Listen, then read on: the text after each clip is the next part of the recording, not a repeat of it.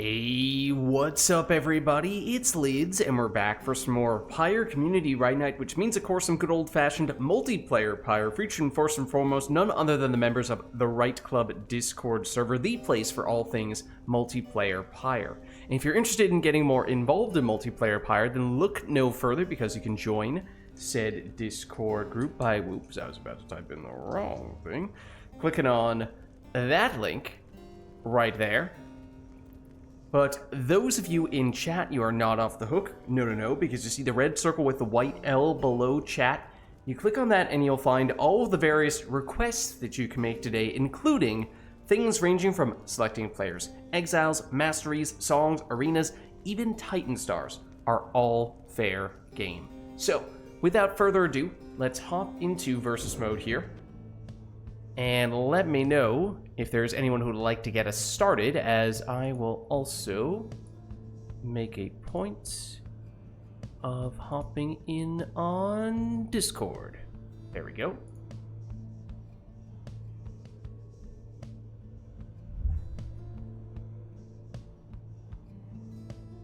How's everybody doing?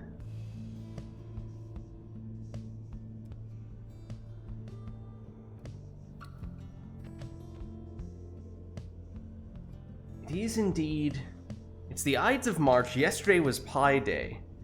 I was just, I don't know, I guess I wasn't looking very close at the calendar, because at least for when we're doing the Mass Effect 3 streams, we tend to try to do various themes and challenges and whatnot that are based around random things like that. And it wasn't until just before the stream was starting that someone in chat mentioned, oh hey, today's Pi Day, that I thought, no, missed opportunity. And then today, Lilac does that, mentioning that it's the Ides of March, and I was thinking, no, I had something we could have done for that. But I didn't remember. The Ides of March were upon us.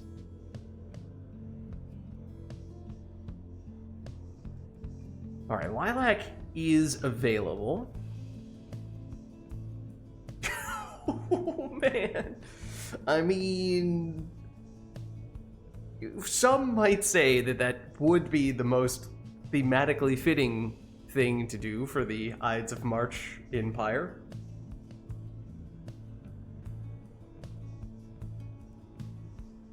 Sure, Orlek may not be the biggest fan of that plan, but neither was Julius back in the day. Trust me, I asked him.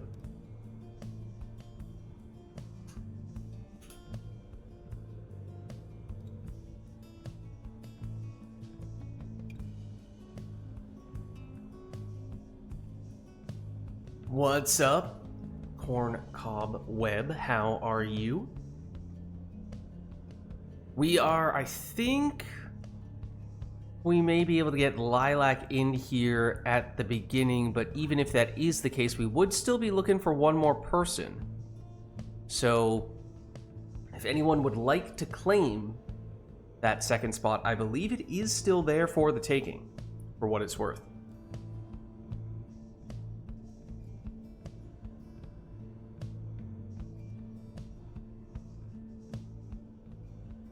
Let me know if anyone would like to do just that, claiming the second spot. And I guess, let me get Lilac in here. You'd like to play it? Awesome. Alright, I think in that case, we may have our first matchup here. Okay, invite sent out to Lilac.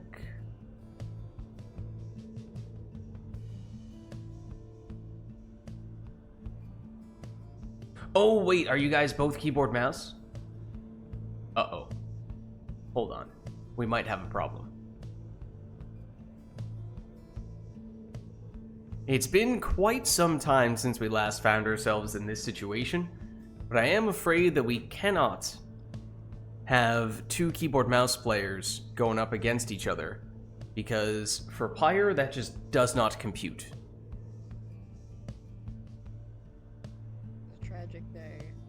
Indeed. Now, I know it may not be either of your preferred choices, as both of you would like to play on keyboard, but would it theoretically be even a possibility to have one of you play on controller? It would not be for me because I do not. Right, like it's one thing if you physically do not have a controller, in which case obviously that's just impossible. But if it's like, well, I'd rather play keyboard mouse even though I have a controller, like, well, we might be in that situation now where we kind of need to have someone just step up, make the sacrifice play, and go for the controller. Which, for what it's worth, as I said, we don't find ourselves in this situation very often anymore, but that is in part why we tend to encourage people to try to practice up on controller if/when that is possible, just so that we don't find ourselves in this kind of bind where we have two people who want to play, but both of them are on keyboard mouse, and that just doesn't work with versus mode Pyre.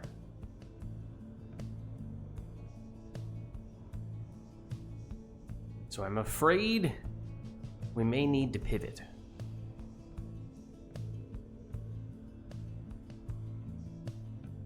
We do need a controller player, it would seem. So Spheris, if you would like, I think that means that the player 2 spot is available here. Oh no, corn cobweb. Once upon a time, yes, I think we were looking into, what was it? Is it Parsec that can do that? I don't know, it's been years since we last even considered that, and I never even ended up doing it, so I don't even remember. I might be totally mixing things up. That might do something completely different. But maybe if we can get Spheris in, Spheris says, I'll play against whoever wants. Okay, so maybe what we'll do is we'll get Spheris in for some matches against Lilac here. I don't know how long Spheris is available for, but we could either eventually swap Lilac out and get Corncobweb in, so we still have a way to get some matches for Corncob against a controller player, or if Spheris doesn't have that much time available today, then we can potentially see if someone else on controller becomes available. That pained, just so you know, that pained noise that I made was not a reaction to Spheris. I just accidentally pulled my shoulder. Oh, that's not fun.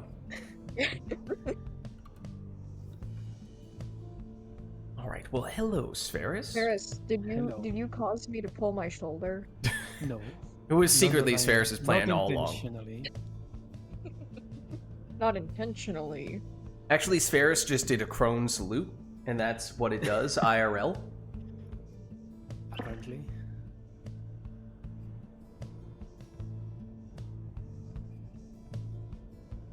Oh, why? Steam just... I did not press any buttons. Steam just opened that page. It looks like you guys should have controls. And by you guys, I mean specifically Lilac, because sometimes keyboard mouse does not like to be activated at the beginning here. Okay, now, but see, you press this button. Now, Spheris, if you could just override... Yeah. There we go. We don't have any issue again.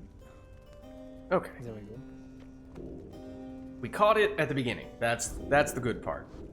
Hopefully it'll be fine. Okay, so we do not appear to have any requests from chat at the moment, which of course means we can just leave this up to the players unless there's something you guys would like for us to do here. For what it's worth, I did just today create finally a request that is specific for archetypes, because that was always something that people were like, I might be interested in requesting it, but I don't know which category it falls under. I was literally about to request that. Okay, well, there you go.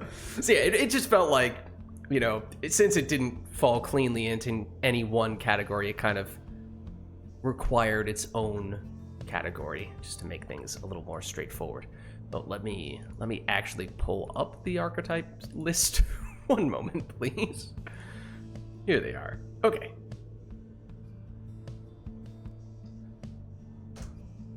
All right. So Lilac and Spheris, I believe you both know the deal. I will roll a random number generator to randomly assign you an archetype. I will DM you that archetype, which basically just gives you some guidelines for how to construct your team.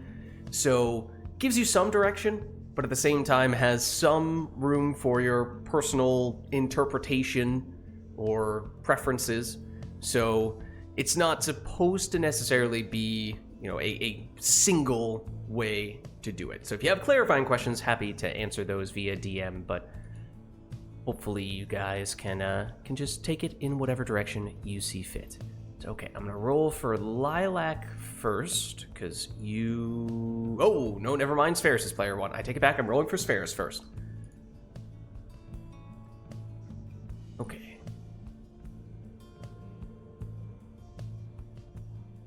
Spheris, your archetype is on the way. And now I will roll for Lilac.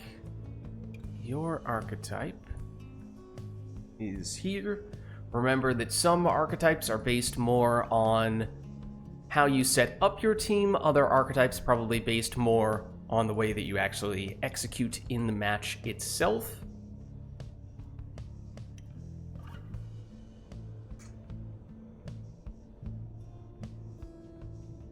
While you guys are thinking about those, let me just set up your details here. Oh, we have the boat request. Now, the boat request, I believe, did technically come in before I sent Lilac the archetype, so I will allow it.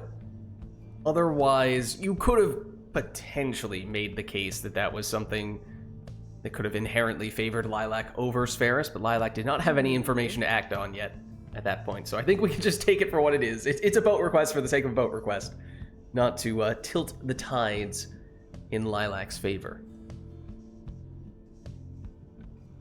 All right, let me just put your information up here. Lilac.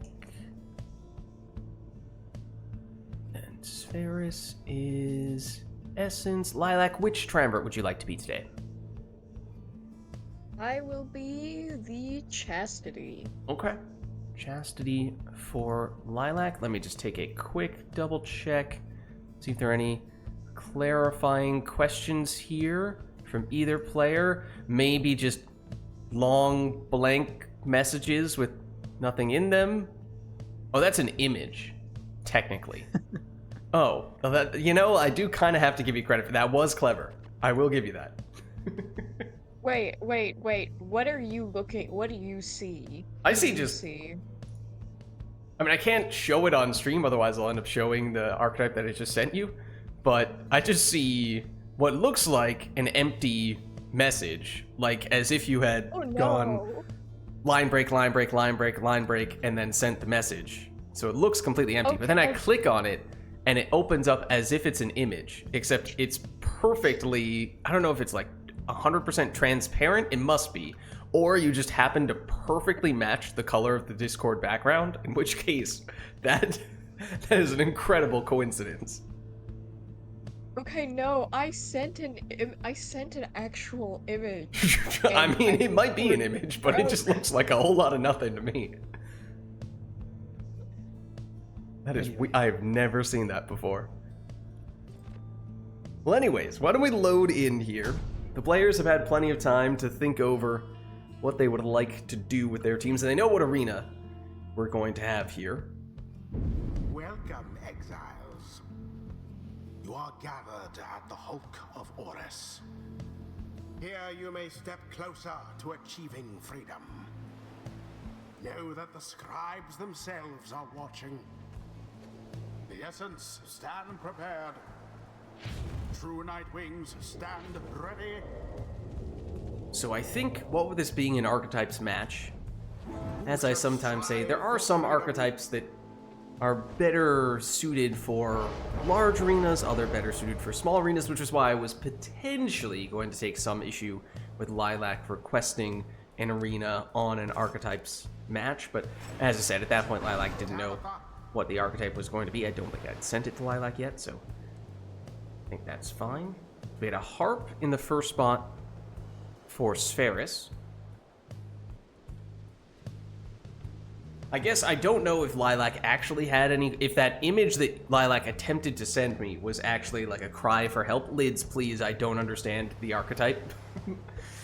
These are all of my questions about it. If so, then that message was not really received. So hopefully you both are fine. If it was a cry for help, I would have like DM'd you via text. Okay.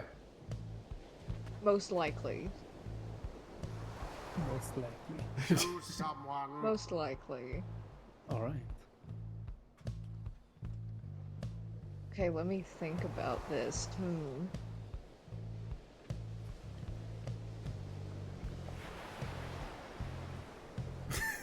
Corn.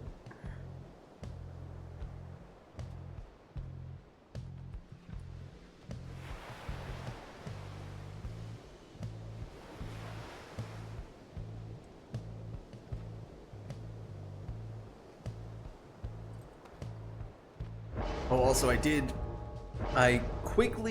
just activated that archetype-specific request right before the stream started. So I quickly threw on some stuff for, like, cooldowns and limited number of times you can do it per stream. I didn't even have time to double-check if they were similar to what I set for the other requests, so, you know, that can be tweaked later on. Hopefully it's not anything that's, like, crazy restrictive, but it was, it had to be a little bit rushed. So, bear with me. It can be fine-tuned in the future. Twitch was also being very, very picky about the image that I used on it. Did a great job of making their UI worse than it used to be for updating those requests, which I did not appreciate. Twitch did what?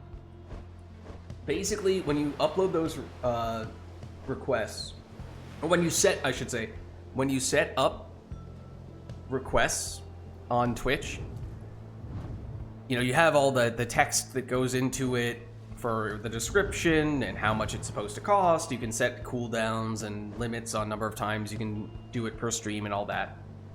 But for the image in particular, it initially was that you have to create the image in 3 exact sizes: 112 by 112 pixels, 56 by 56, and 28 by 28 pixels. Every image has to be exactly that number of pixels, so it has to be perfect square, and also the file size can't exceed a certain number.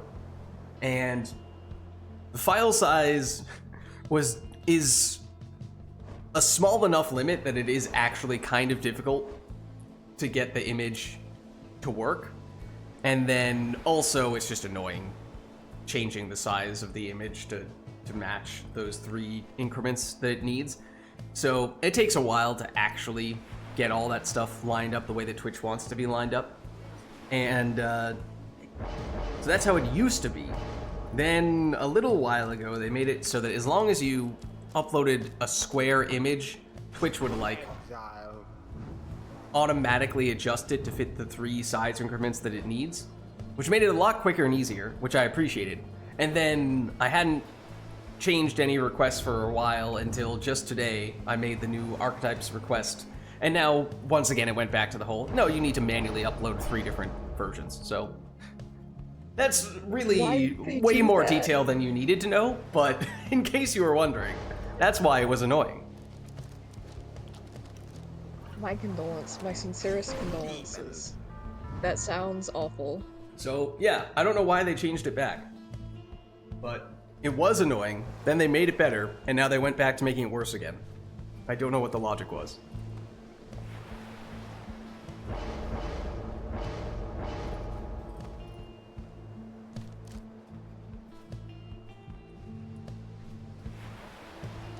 I have no idea. Yeah. Thanks.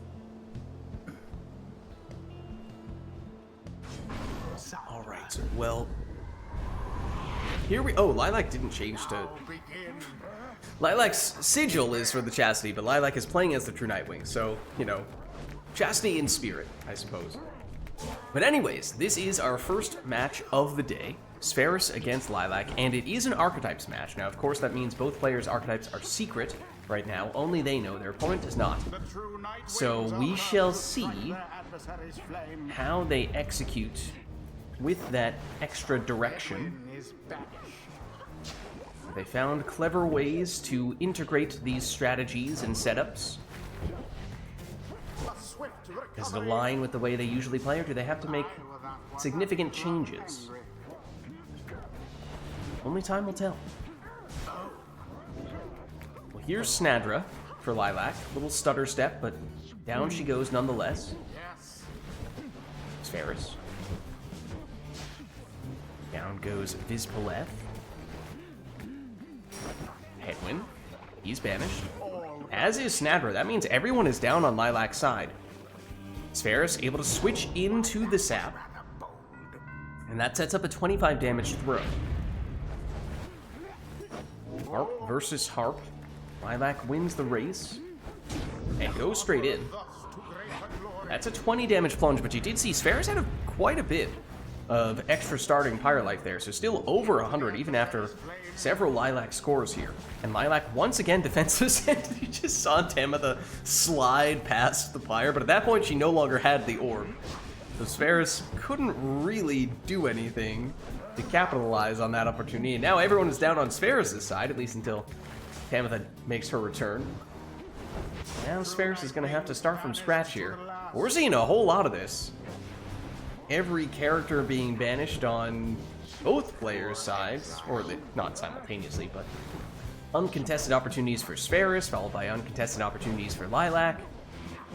So pretty aggressive on the banishing side, it would seem. That's 30 damage, and that's also 15 leech, so that's net 45 points of value. And that is a pretty huge swing in Spheris' favor. Here's Tamitha. Down she goes. Lilac gets the orb back here with Zoxiana, who then gets rid of the last defender, but Tamitha makes a timely return for Spheris. Trying to find a way through here, but runs out of stamina. Switches into Palmas, but he just gets sacrificed in the process. And I don't mean Transistor.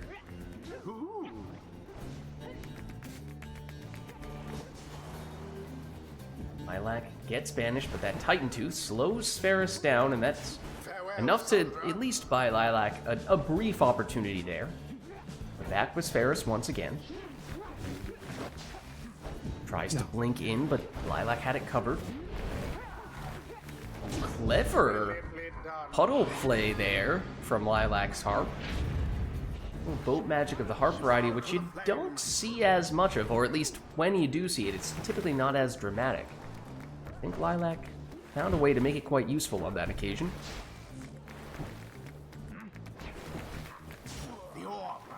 Still an uphill, or should I say up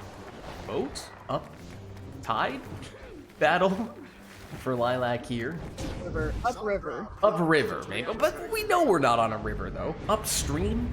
Maybe that's, I mean, that's kind of similar concept, but... We're workshopping it. Yeah, we'll get back to you on that.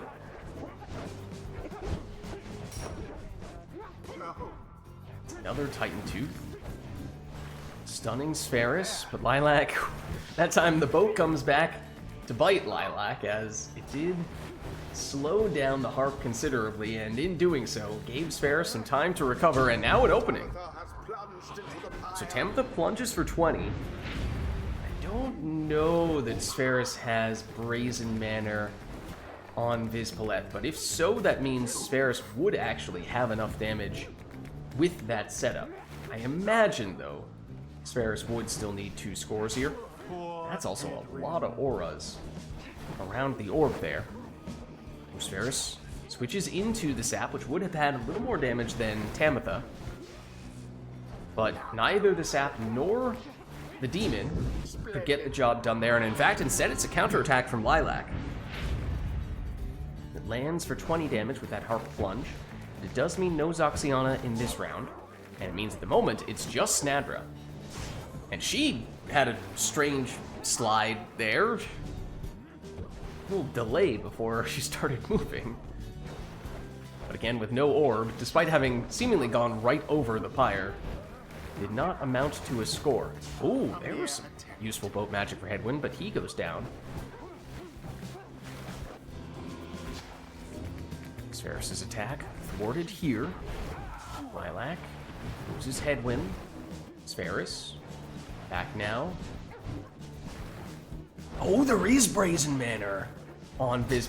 Sferris may be able to finish this with one score. Switches in. Brazen Manor is active, so Lilac needs to be very careful here. And the Brazen Manor was still active, so Sferris, with that plunge, takes the win. It was as though the scribes themselves stood by their side. GG.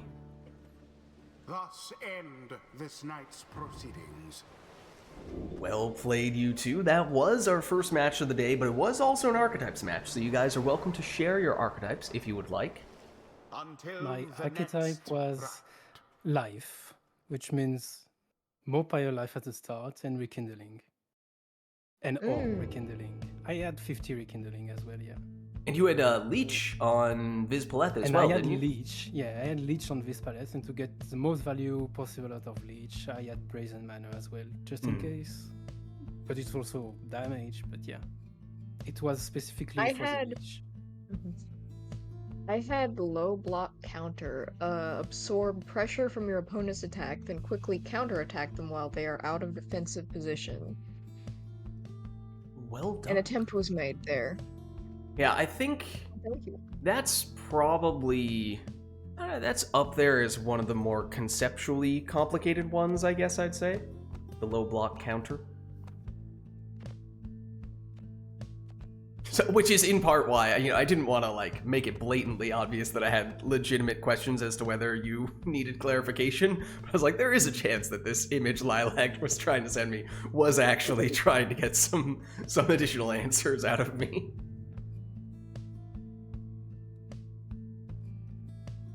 Harp Taunt kept grabbing the sap.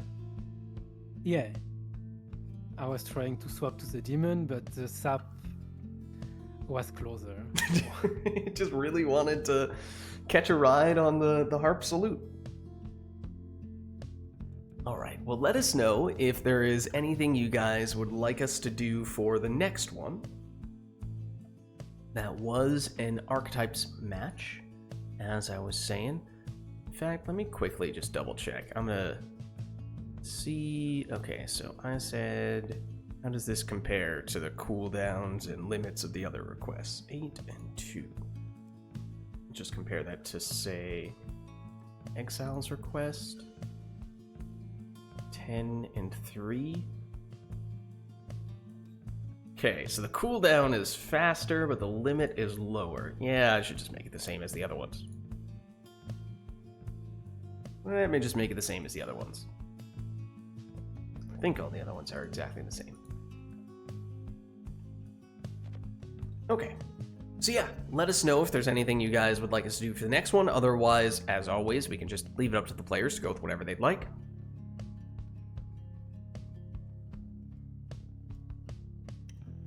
I request not both.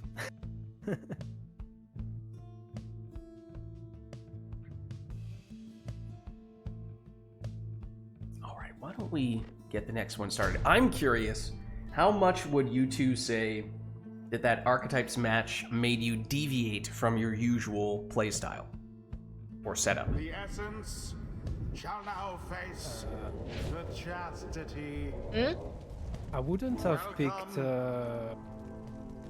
Rekindling shall Shield conduct Sap the with the rites? harp, but I picked the harp for the demon swap. I do demon swap with harp, but I don't do it with Leech and Brazen Manor. But still, like, I picked the harp, so I was kind of comfortable with the team setup. Lilac, how much would you say that Archetypes match made you switch up your usual strategy or setup? I was a bit more offensive than I typically am, I'd say. Okay. But I think I worked pretty well with it, to be honest. I mean, that's kind of the hope of, in some ways, of any request, whether it be archetypes or a direct request for a specific character, talisman, mastery, all that stuff, is just to push people to experiment every once in a while rather than just settling into exactly the same strategy, exactly the same setup every single time. Just to keep things interesting, you know? And sometimes it means you make some interesting discoveries.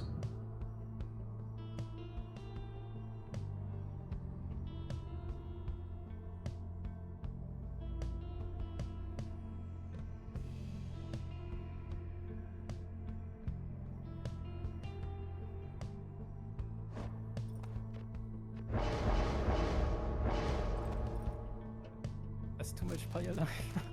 Oh, also, wait, Spheres, didn't you say, when I was saying, oh, let me know if anyone wants to request anything, you said, like, oh, anything, just not book, and then we got the book? Is that what just happened? Not boat. Oh, boat. Okay, I thought you said book. I was like, oh man, what are the chances of that? Book is fine. Dariel. Boat is... It's the best and the worst at the same time, right? I mean, fun I to think that's watch. fair. I think that's pretty accurate.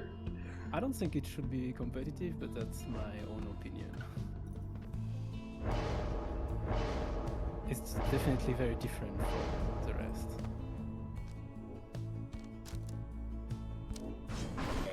It just adds a completely different element. Yeah, but it's a bit too clunky for me to appreciate. Like sometimes I have, I don't know, a harp or a sap right at the edge of one of these river areas, and you just can't do anything. You get bounced anywhere. Things get banished for no reason. It's weird. Right, well, we are, of course, no longer on the boat. We are on the book. Honor of the scribes. Lilac is plunging for 25 here. That was with Orlek, but he has no prayer beads, so he is gone in this round. All of the And so is everyone else on Lilac's team, and those demons, especially Orlek, of course, don't tend to come back very quickly. Now, Lilac did take a ton of Pyre life. the orb. Perhaps that is a risk that Lilac has calculated. Such a display. As once again, it's Orlek here. 25 damage, but no Orlek in this round. Now just Iggy for Lilac. One triumph. Down he goes. That means once again, Lilac is defenseless, so an uncontested scoring opportunity here. Although if we trade scores, yes, Lilac is scoring for 25, whereas Ferris is scoring for 30, but given the difference in the starting Pyre life amounts, I still think that math plays out in Lilac's favor in that situation, unless if Sferis can break the cycle here. It was supposed to be Lilac's turn. But now we may need to rerun the calculations, because everyone is down once more for Lilac. That means another 30 damage for Sferis. Into the adversary. And suddenly this one's getting pretty close here. I mean, again, so much of it was just based on the extra starting Pyre life that Lilac had, but that did come at a cost. That one throw it in. A cost that you'll have to see. Was it worth doing? Or perhaps not, as we have found Lilac in this situation many times now. The orb flies true. So I'd have to imagine that's a trade that Sferis would be happy to The accept. essence are now favored to prevail. As Sferis is now in the lead in one score potentially, all that Sferis would need. Lilac defenseless here. If Sferis is quick enough, this could be game, set, and match. And there it is. The essence prevail. GG. Their adversaries confidently thwarted. At first I tried to compete The with my demon against ceremony Orlek, is but complete. I just had to switch to other exiles instead. I think Lilac was Until flipping the the script stars on that occasion. Lilac heard that you had the life-based archetype in the previous match, Spheres, and Lilac was like, no, now it's my turn. Precisely. Also, I will be right back. 1 second. Okay, well, let us know, chat, if there's anything we'd like to do for the next one.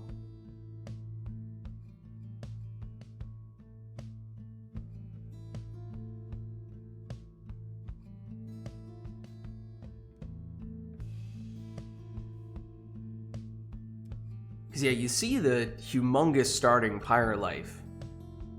And, I mean, obviously, at 205, you have more than double what would usually be the starting amount. And so, especially if that person with the 200 plus Pyre life scores first, you look at those, the differential between the two Pyres, pretty significant at that point. It makes you think, oh, surely, that's just the way to go every time, right?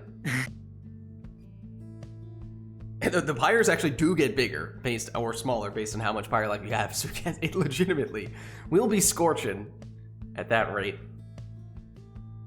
But you also see having every character with below average hope. It's a problem if they go down. If you don't have a way to get them back, it's, some might say, an Achilles heel.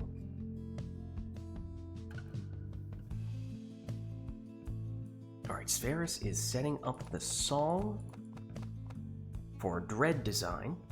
So that's locked in. Is there anything else that we're looking for here?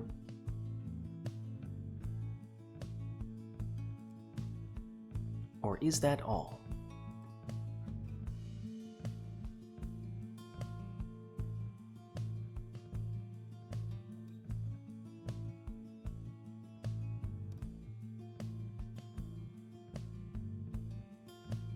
Oh, okay, we do have an Exiles request from Korn, who says, first character is a cur. Let's go. I feel like recently we've been seeing people, it used to be, for the longest time, that there was sort of a very established, this is the way you set up your cur. And there's little to no reason to ever deviate from that. I feel like as of late, I've been seeing a few people experiment a little bit more with different cur setups, which is interesting. Yeah, I've seen a lot of different builds. And I've been getting wrecked by different builds. Well, I mean, that's what intrigues me about it. It just feels like that's an assumption that people have had for a long time now, that, well, there's only one way to build a good cur character. But maybe there's some potential to spice things up a little bit, and if nothing else, at least catch your opponent off guard with an unconventional cur setup. But maybe, that's right. Even outside of that, maybe even if your opponent is expecting it, sure, the strengths and weaknesses are going to be different, but maybe it's not that bad. Maybe it's not that bad, yeah. I mean, on the other side of the tree, the right side that people rarely seem to want to go beyond the first point for, at the bottom, you do have built-in prayer beads, and that is one of the best talismans in the game. Sure, yes. Maybe it means you have to invest more in the side of the tree that you wouldn't otherwise be all that keen on going into, but that's still a pretty good deal. That's a pretty good deal. Prayer beads, baseline on curve. Returning light, I think it's called. Something like that. I mean, if it wasn't in the bottom spot on that side of the tree, I think, even if it was just in the second spot on the right side. Taken all the time. Yeah. I think you would go double jump, speed on the left side. Yeah. And then you go, well, the first talent, and the second one would be prayer beads. Yeah, and you just skipped the third jump, which is unfortunate, yes, but for built-in prayer beads, I feel like that's a sacrifice that's probably still worth being made. Yeah. All right, well, let's hop in here. Let's go. So we have Lilac. to break her first. Yes. So what you missed, Lilac, is the cur. There's a cur request. It must be in the first spot. The chastity. Ooh. Welcome. Specifically a cur in the first Who spot. shall conduct In what is technically the cur arena. Guiding. I know, sure, you see the distance. They're all curs, but technically they're the imp triumvirate. Yeah.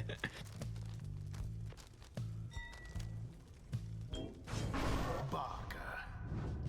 Barker locked in. Barker is the lead for Spheris.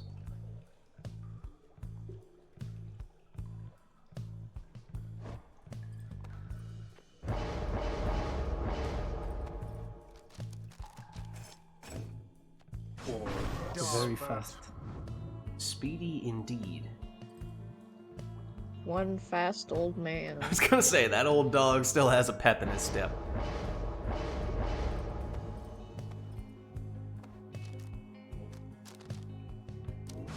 Exile.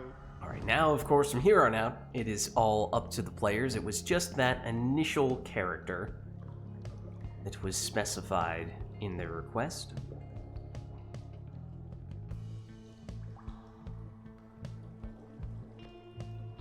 Free to choose whatever. Yeah, whatever you'd like from here on out.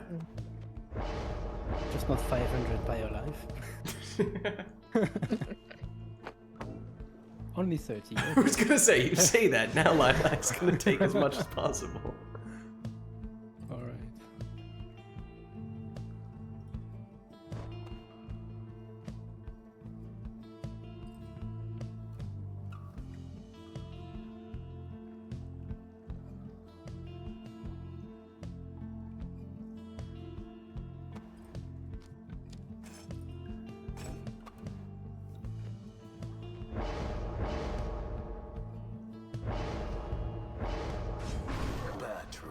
It's Crone for both players now, it seems. There's an exploding worm in the other spot for Spheris, if I recall correctly. Correct. Now the last one for Lilac.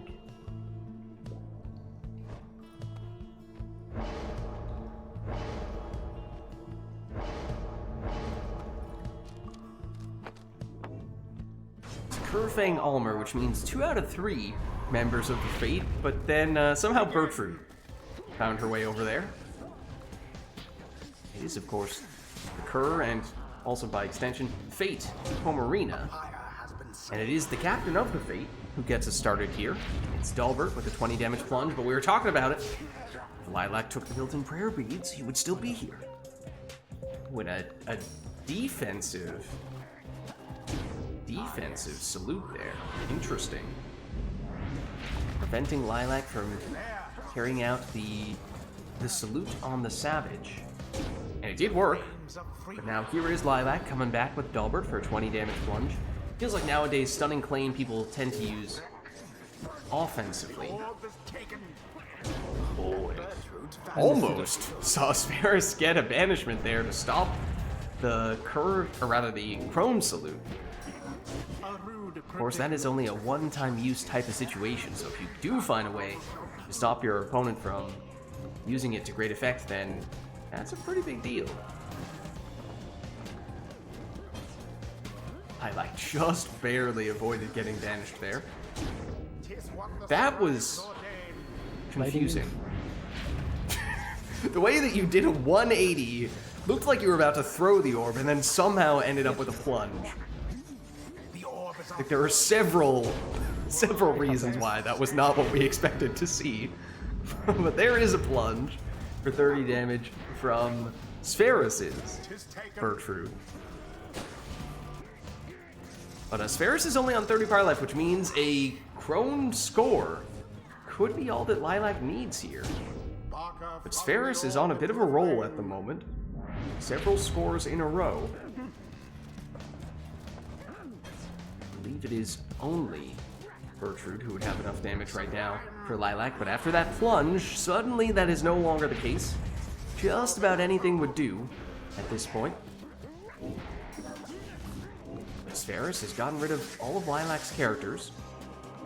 So time for an uncontested 30 damage crone throw, and suddenly this is a sudden death match.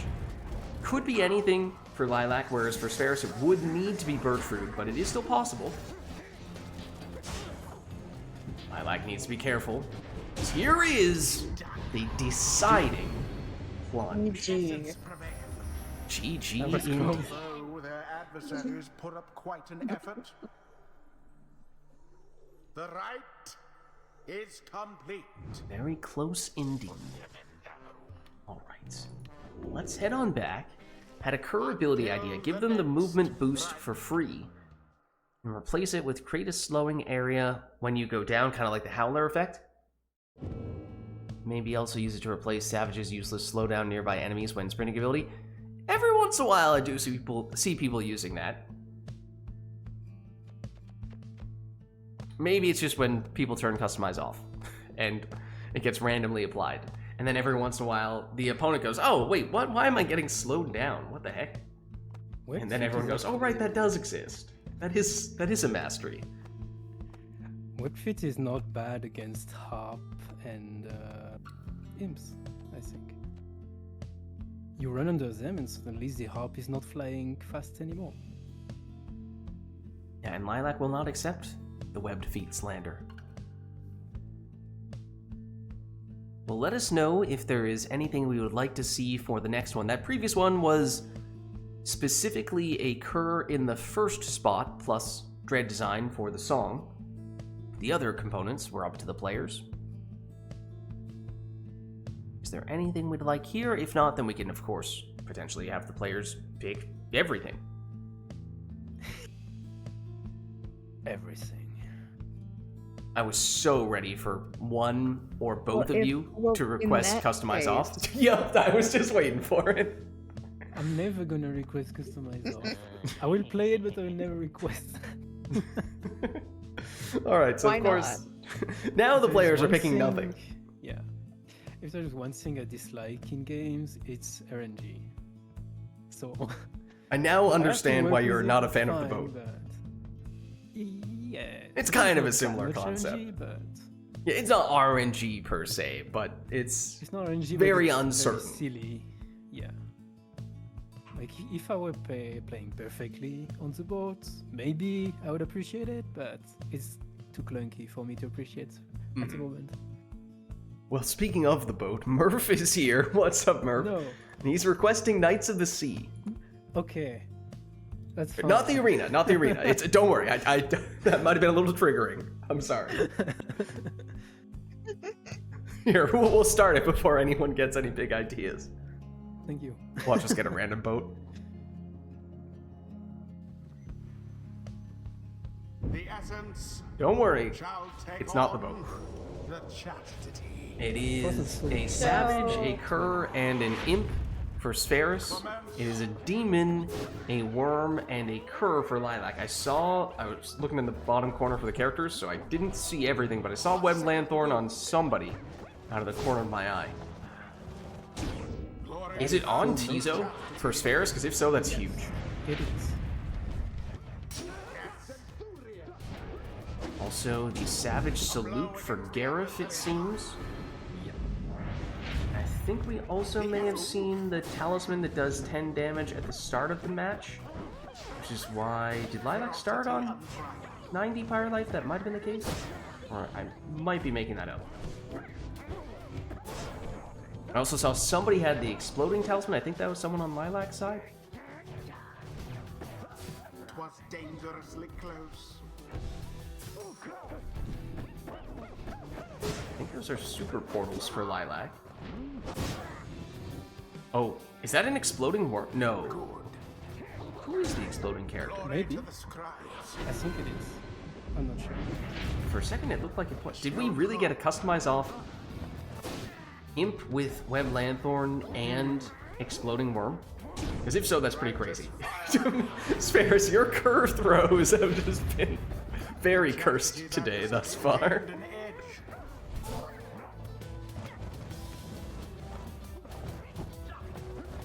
Also, I like how Spheris definitely has web feet. Yeah. right as we were talking about that.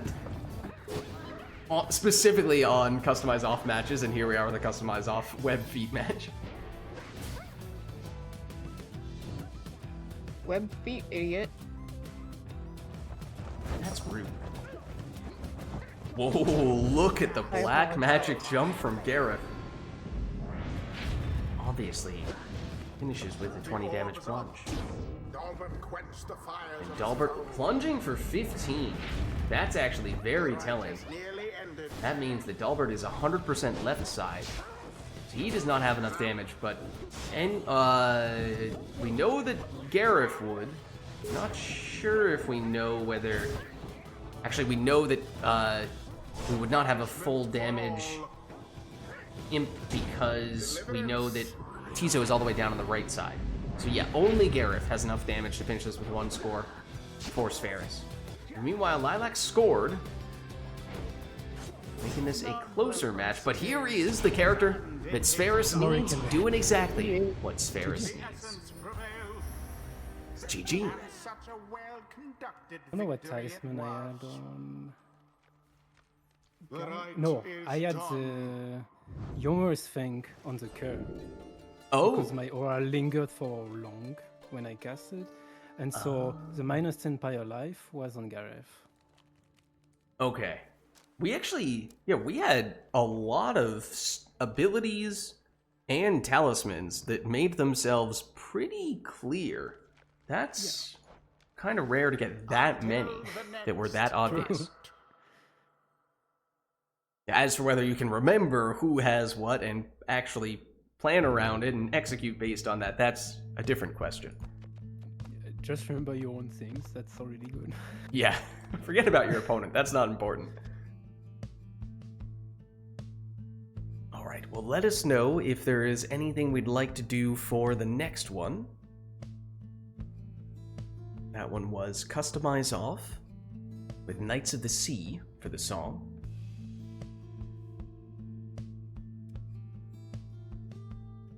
Oh, and you think it was, Korn, you think you were mixing up web feet with a nomad speed increase? Yeah, there are some things that truly do not do anything at all, like exploding savage talisman does not work at all. Yeah, that's a bug. For sure. Yeah, so that one's a little different because that is a bug, whereas there are some things that may technically work, but they just are very ineffective and not Moon worth it. formation on Nomad, you pass the orb faster among your team, but the difference is minimal, so... Right. So it's not a bug, but you probably don't want it. Yeah, it exists. It has an effect, but it's a bit too small to matter. As far as I've tested, at least. Mm-hmm. I'm not But who knows? seeing- Maybe when we play frame perfect, that 2 frame differences is gonna matter. Who knows? Alright, well, I'm not seeing any requests right now, so I think that means unless we see anything pop up here, that we will go back to having the players take whatever they'd like here. When was Leo gonna hop in? When was what? Conweb, Oh, Leo? Yeah. Good question. when he wants. Yeah. What is your availability, Korn? And also, Spheris, I think we potentially may need you to be our controller person unless you need to head out, in which case, I don't know if Murph is able to hop in. I'm fine for more than 1 hour, so... Okay. good. And Good for yeah, now. so Korn is available now. So what do you say? Is it all right if we do one more between Spheris and Lilac, and then maybe we'll swap out our keyboard mouse players? Fair enough. Sounds good to me. All right. So in that case, is there anything we would still like to see between Spheris and Lilac, or do we want to just have them go with whatever they'd like for their last matchup?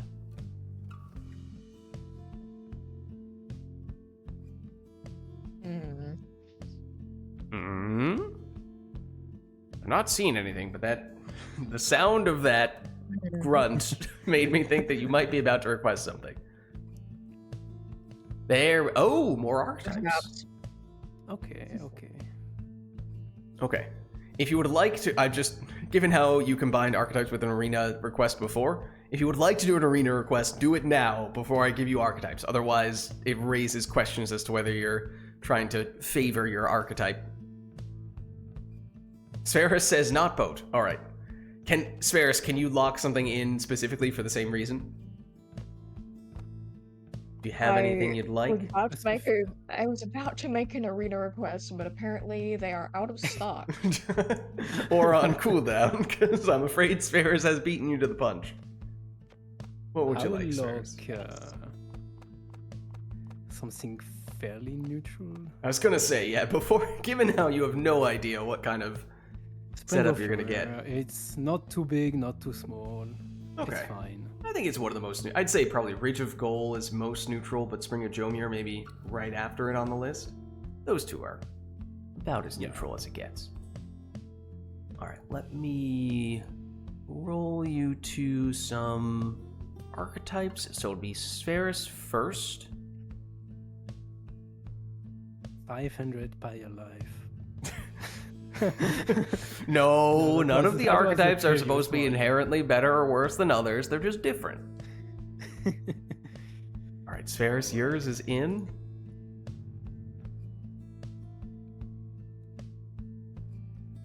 And Lilac.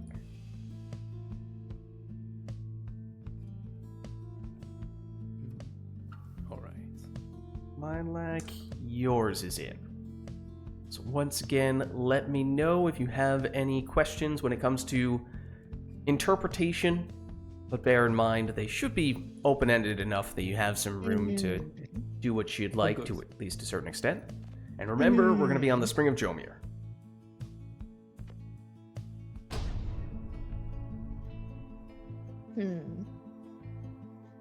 Okay. The essence shall confront the chastity. Welcome.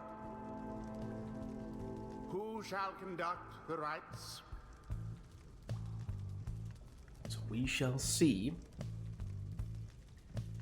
what the players have here for their archetypes, or at least, obviously, we're not going to know for certain until the very end, but as for how they set up and how they execute.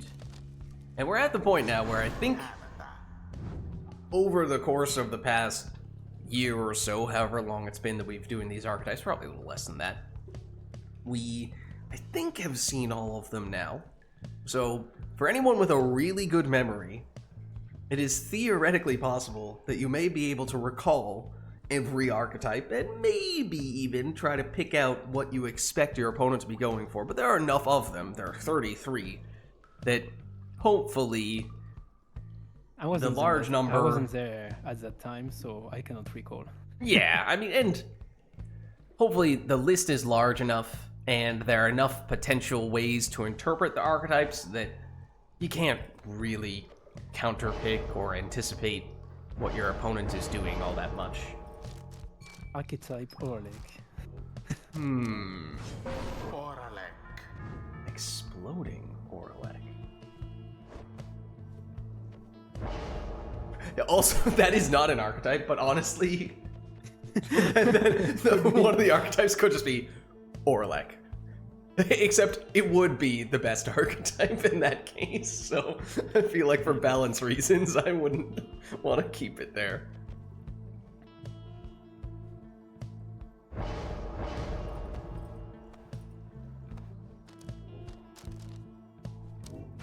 Exile. Alright, well that's an exploding worm in the second spot for Sferis.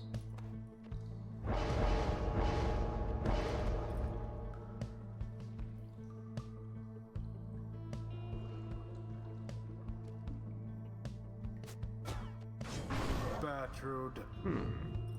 Okay. Bertrude in the second spot for Lilac. Remember, this is usually at the third exile, the point where I remind people, if you feel like you've done enough for your archetype already, you don't necessarily need to do every single possible thing to go 100% in on it. 300% on it.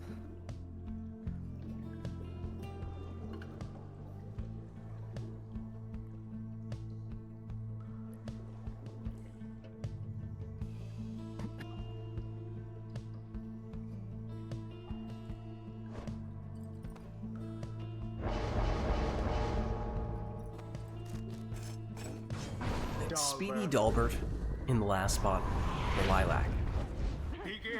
So here we go for what we think will be our last time today between Spheris and Lilac. It's another archetypes match. So both players randomly assigned an archetype. Only they know what it is, and it is Spheris, who after banishing the entirety of Lilac's team, who is scoring there for 30. Ooh, but Lilac breaks out the Crone Salute. Spheris does have the orb, but it's just kind of hanging out there. What's happening? I'm afraid you've been Howlerified. Orb quenches the flame. Kind of.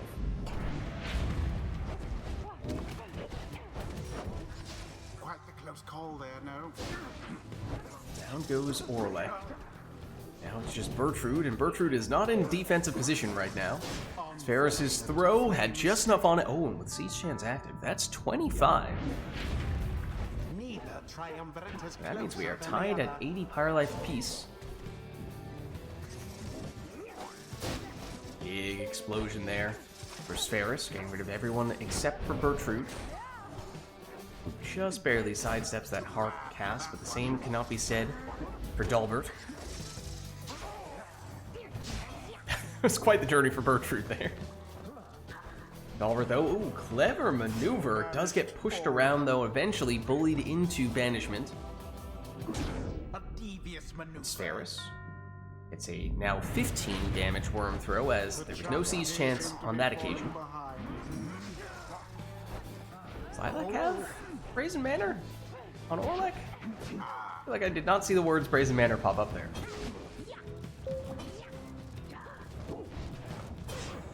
Albert down. Everyone down except once again, Dalbert does come back here. Able to stop Viz Paleth from getting in.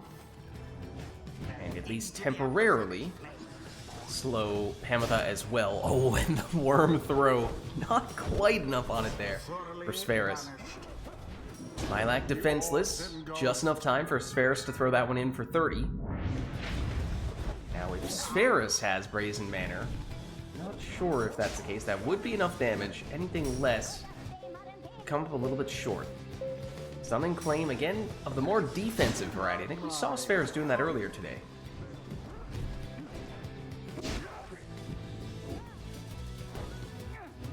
Pamitha. Down she goes. Bertrude for Lilac. No mercy. Ever so close, but does go down before getting the plunge. Room here. Right in. And Spheris throws it in for 30, but as I was saying, with no Brazen Manor, that wasn't quite gonna do the trick. But now anything would do for Spheris, It is done. and it is done. GG. GG. Actions prevail. Well played, you two. What a crushing victory it was. Thus end this night's proceedings. I think that was, oh, it was Seize Chance is what you were seeing there, Corn. Basically, if the worm has recently gotten a banishment, they get the 10 extra Yes. maximum damage, which is a mastery on the left side of the tree. Yes, the end of the left side. Well, that was an archetypes match, so you guys are welcome to share your archetypes if you would like. My archetype was Until the stun stars knockback, align.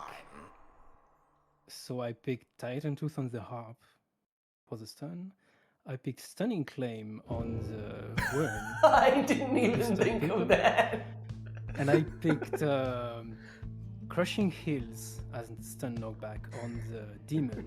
So I had a stun on each of my characters. I It did was a not pretty even functional realize that was why composition. you did that on your worm. That was clever. Yeah. Nice, nice. I got misdirection. Trick your opponent into expecting one thing, then surprising them with something else. What was your plan for being tricksy?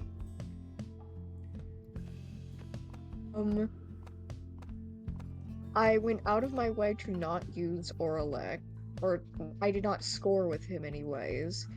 Would you call him a support-elect? Fair enough. Perhaps. Okay, I'm sorry. I'm gonna have to leave. No, come back. We need you to.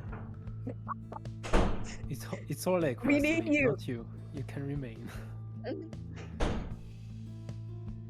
Oh, I think he left. Yeah, that was bad. But it had to be said, right? Yeah. Fair. Oh, sorry. What was the rest of your explanation? I can't fully remember. I think That's it was okay. that We got the part that mattered. I was setting it most. up. I think I was setting it up to make everyone think that I was going to focus more on scoring with Bertrude and Oralek, but then I tried to focus more on scoring with Dalbert. Okay. Okay. Yeah, I feel like you got, for both the archetype matches today, like you got more of the abstract / open-ended ones.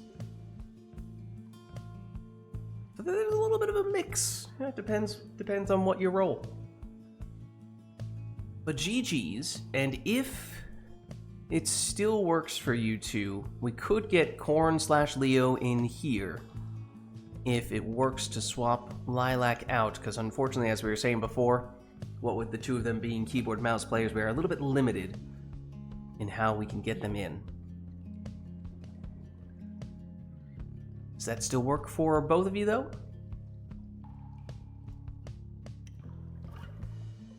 Works for me. Works for Lilac. Korn, are you good to go? Yes? Okay. Well, in that case, why don't we do the switch? But GG's, Lilac. Thanks for stopping by. Good to have you. Farewell. Fare thee well. Yeah, we had some good matches there for sure. We had some, I think at least one sudden death match.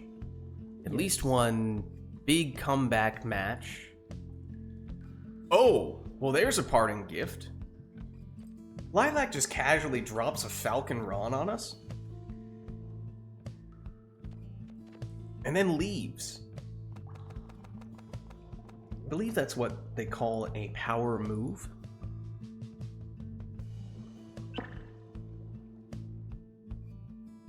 Couldn't figure out what Falcon Ron does last time. Were you the one who requested it, or did someone else request and leave like this?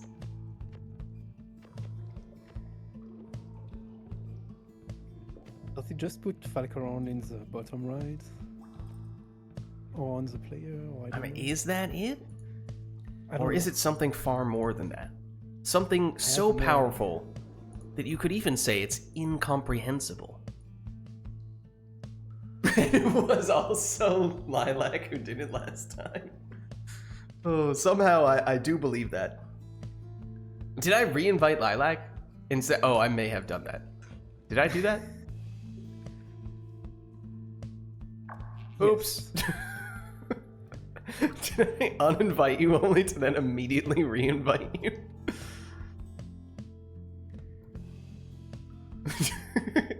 Well, I was probably, subconsciously, I was probably thinking, oh wow, Lilac just requested Falcon Rod. Even though Lilac isn't here.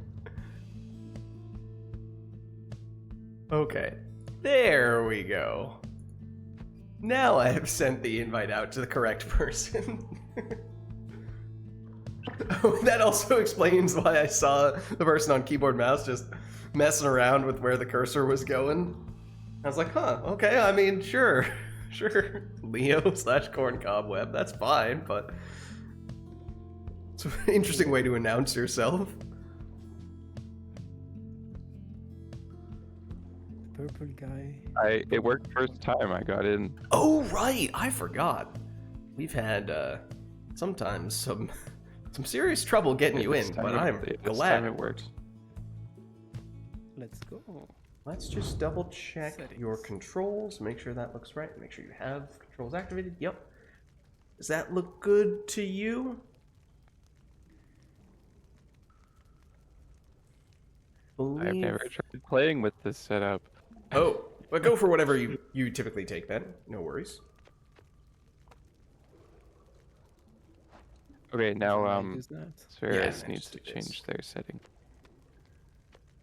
It might be cool. It might be not very difficult to create, like, change the default layouts. So then when someone switches the keyboard layout, it doesn't change the controller layout away I feel from the like that optimal. might be a thing that is possible, right? All right. Well, we do have a Falcon Ron request for this one, so things are going to be play pretty the crazy right off the Tempers. bat, if you ask me. Let me at least set up. I forget what we went for last time. Did we do Leo or did we do Corn last time? What is your preference? Leo, We'll go Leo. Yeah. Okay. because we have another person with a similar Oh, name right. to Corn. That was probably. That sounds. That rings a bell. It sounds vaguely familiar. That sounds a bit corny to me. And it's my I time to play the disappear. Tempers. All right, we can make you the Tempers, although I would argue that, at least for this match, both of you are representing Falcon Ron. Fair enough. All right, well, let's get started then. What is Falcon Ron's triumvirate? All of them. Fair enough. The scribes. The essence shall take on the He's actually Soliamer. He came back. welcome. Hey, you didn't know? They dropped like 5 Who hints. shall conduct the rites? Alright. Now I'd actually, I'd love to see someone go through the entire campaign and find these crazy ways where they make ridiculous arguments that you could just barely justify as saying it's potentially a reason why Falcon Ron could be considered solely a mer. I'm just saying it might just barely be possible. With ridiculous People have arguments, crazy- yes, but people have that's not crazy important. theories about everything, so yeah.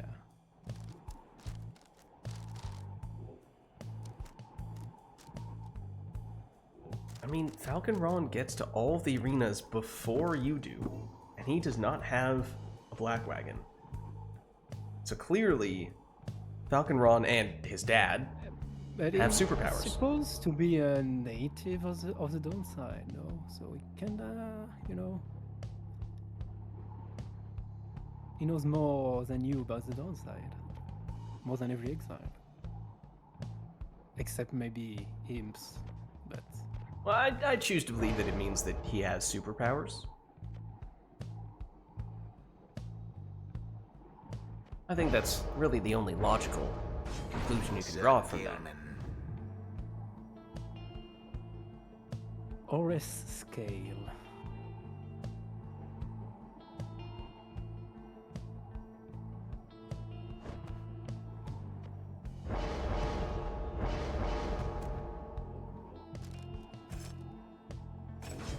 Oh, Speedy Palmas. I found that it's Interesting. much easier to defend when you have speed on your side.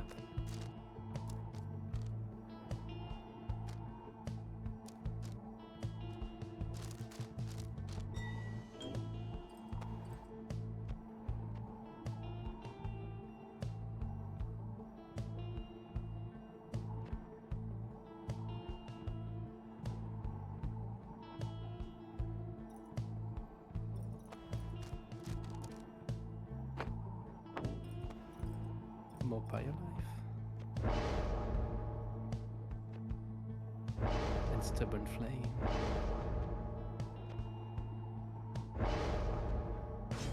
Indeed.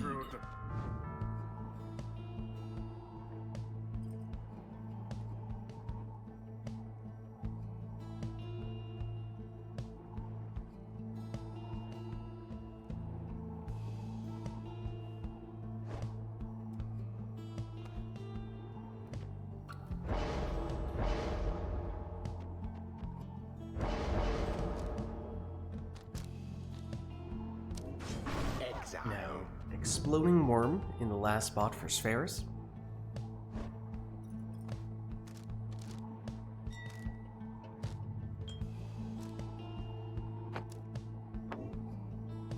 Huge presence here. I mean, it just comes naturally to Iggy. Something about the finger guns, I think.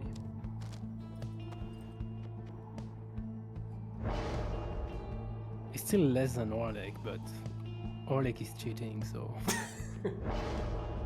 Like, you take his hope, you double it, like you take your demon's hope, you double it, and you put everything into presence. And that's Orlek. Ignatius. I mean, he is basically the final boss, so it makes sense from a campaign standpoint. From a multiplayer standpoint, less so. The essence Pyre is the There's first mortar. 15 damage plunge from Leo. With Gilman, he's gone in this round.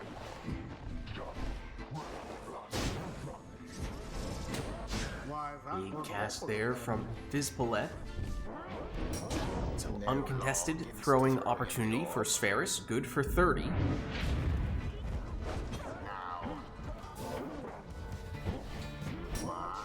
Oh, banishing throw, except that missed the mark, and instead it was Leo who got the banishment. So blocked here. Vanishes and gets banished. And same there, and there. I never. She's taken. Demon versus demon. Leo gets it back, only temporarily though. Lots of banishments here. Very defensive approach from both players, or aggressive, but from a casting standpoint. A relatively small arena with lots of big auras. Come on. So I guess to an extent that is to be expected, and here is Spheris throwing it in Best for not 30. give in to pride just yet, essence. Spheris again, this time cut a little bit short though, or is Stubborn Flame Stubborn active? Flame. Yeah, I think that's what did it. There. Now, Likewise here.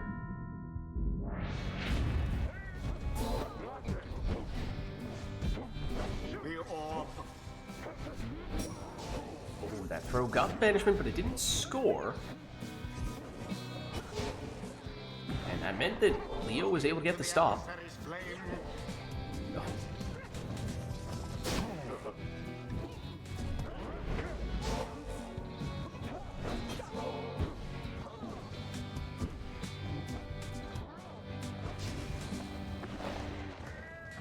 Gilman There it is. lunges here for 15. The orb is up.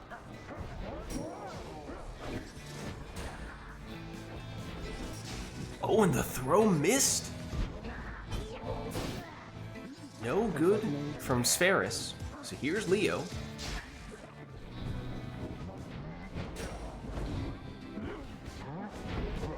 Fully Oh, banished. well shielded on that occasion, though. It has gone in.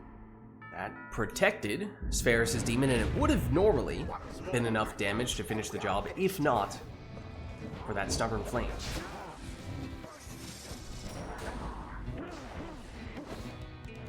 One more would surely do the trick. Here comes Spheris, and there is the winning throw. The essence. The shield is really hard to fight against. They overwhelm their adversaries. It's hard to utterly. execute, but if you can get the timing right, it is very powerful. Right is ended. Jump shielding also prevents you from getting banished by shoulder smash. Oh, interesting. Well played. Until GG. the next right. I was trying to banish the sap so that they couldn't jump shield. Oh, And- yep. I didn't manage it because the sap's aura is big enough. I couldn't time the banish on my worm.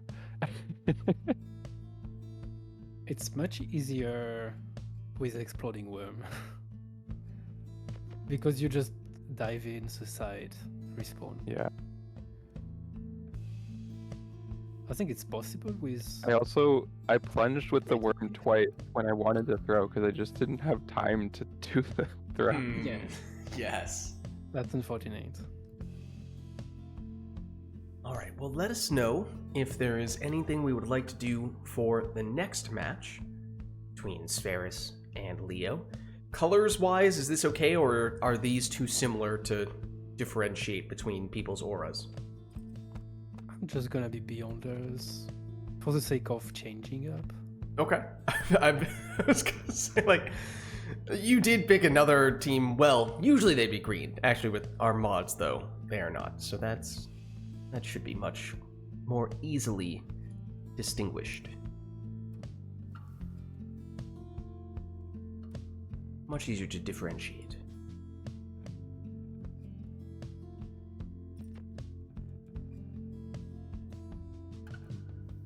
All right, not seeing That was any fun. requests, I'll do though. more.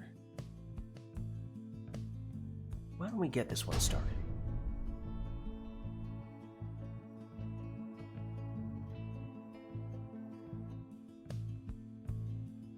The Beyonders shall now face. Nest of Trieste, and no requests from chat. Welcome. So this one is all up to you Who two. shall conduct the rites? You want me to play Sam? That's why you picked it. Did I do that? I No, thought no. I was choosing for me. Uh,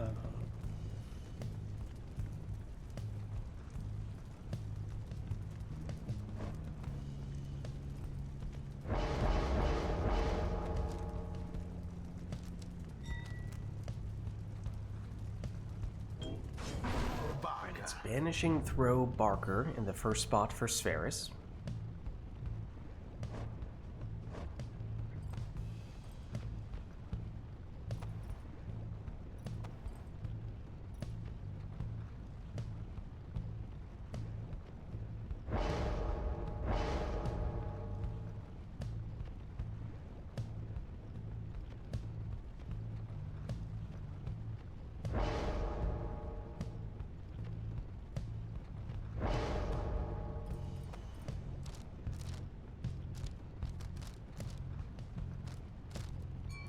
Thorn. Okay. Not Thorn. Messenger imp. Interesting. Bottle Void Imp.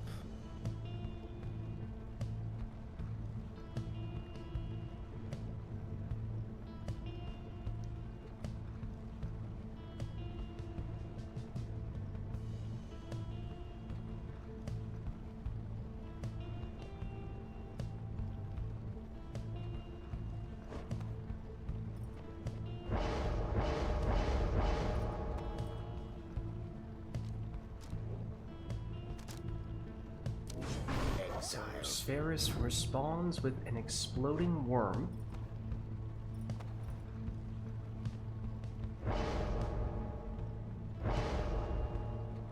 Sacred Bound.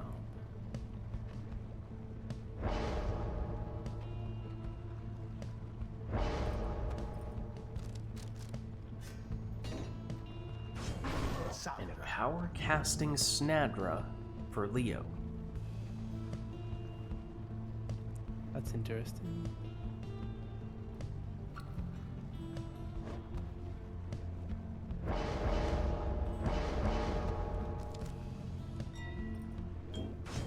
Tamatha. Quick throwing Pamatha is Spheris' last choice.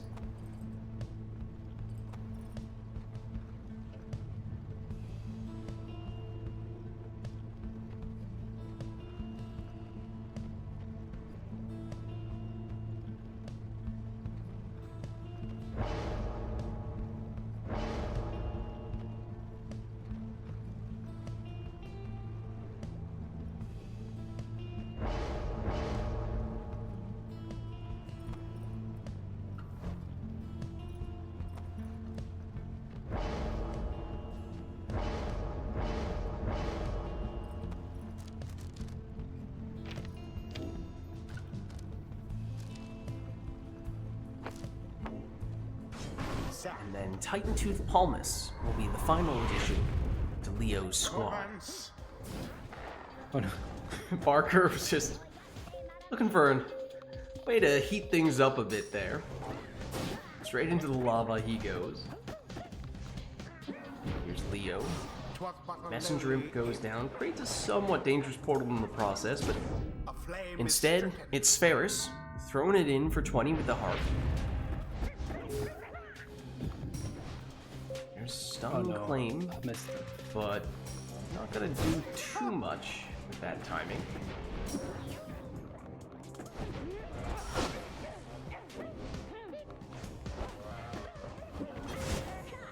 Big implosion, but I think that was mostly Leo who was losing characters there.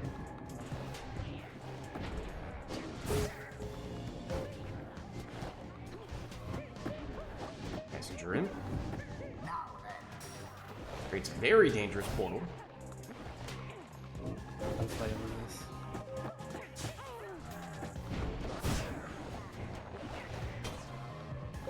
There's the Can Singularity. Creating some chaos, as it so often does. Oh, but clever move there from Spheris. Sets up a 15 damage curve plunge.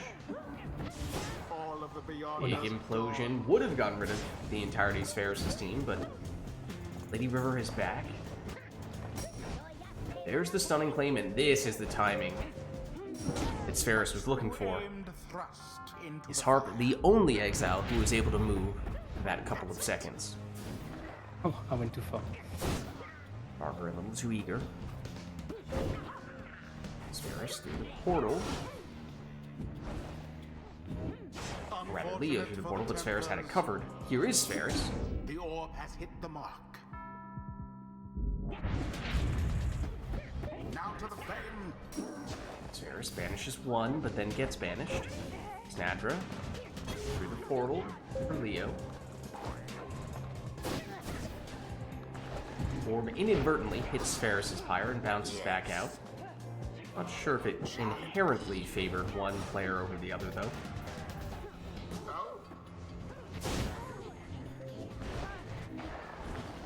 With an opening, perhaps, Flung the orb into for the Spheris to flame. exploit. And it drops Leo down to 10. Now, Leo does have a sap. I don't recall whether we saw Leo take any rekindling. 10 rekindling. 10? Beyond There it all is. reason, the flame It does mean now that, in all likelihood, one score would be all that Spheris needs.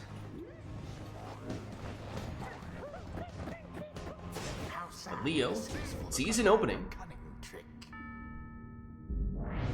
gets an imp throw. There. Oh, That imp banishes. Oh, I thought that was the entirety of Spheris' team, but not quite. And that throw was just short of hitting the target, but on the follow-up attempt, Spheris makes it in for the winning plunge. they vastly outperformed their That was pretty cool. adversaries. GG. Thus I think I'd like to end do that this fight night's again. Proceedings. Yeah, we can have a rematch. Yeah, if you guys want. Let's go. It does change the arena, though, when we do this, right? That's Yeah. fine, yeah. Yeah, since it was random. The Beyonders Okay, so shall yeah. confront the Templars. This is a pretty different arena. It is the biggest. Now begin. We get the random obstacles as well, which would end up. I mean, in no situation is there going to be anything that looks like lava in the middle of the arena, so it's never really going to feel like Nessa Triesta. The orb Whoa. bathes Very first in the quick essence little of sap Shield. throw there. Now go.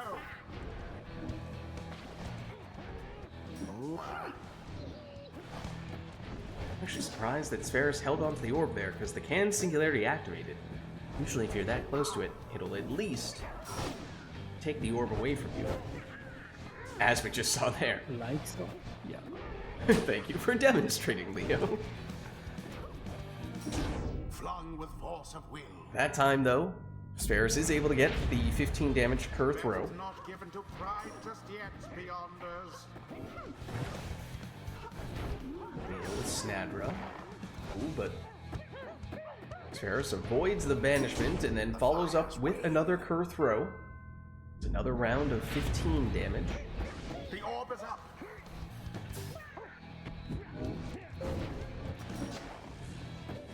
Oh, Ferris on the second attempt makes that work. Good.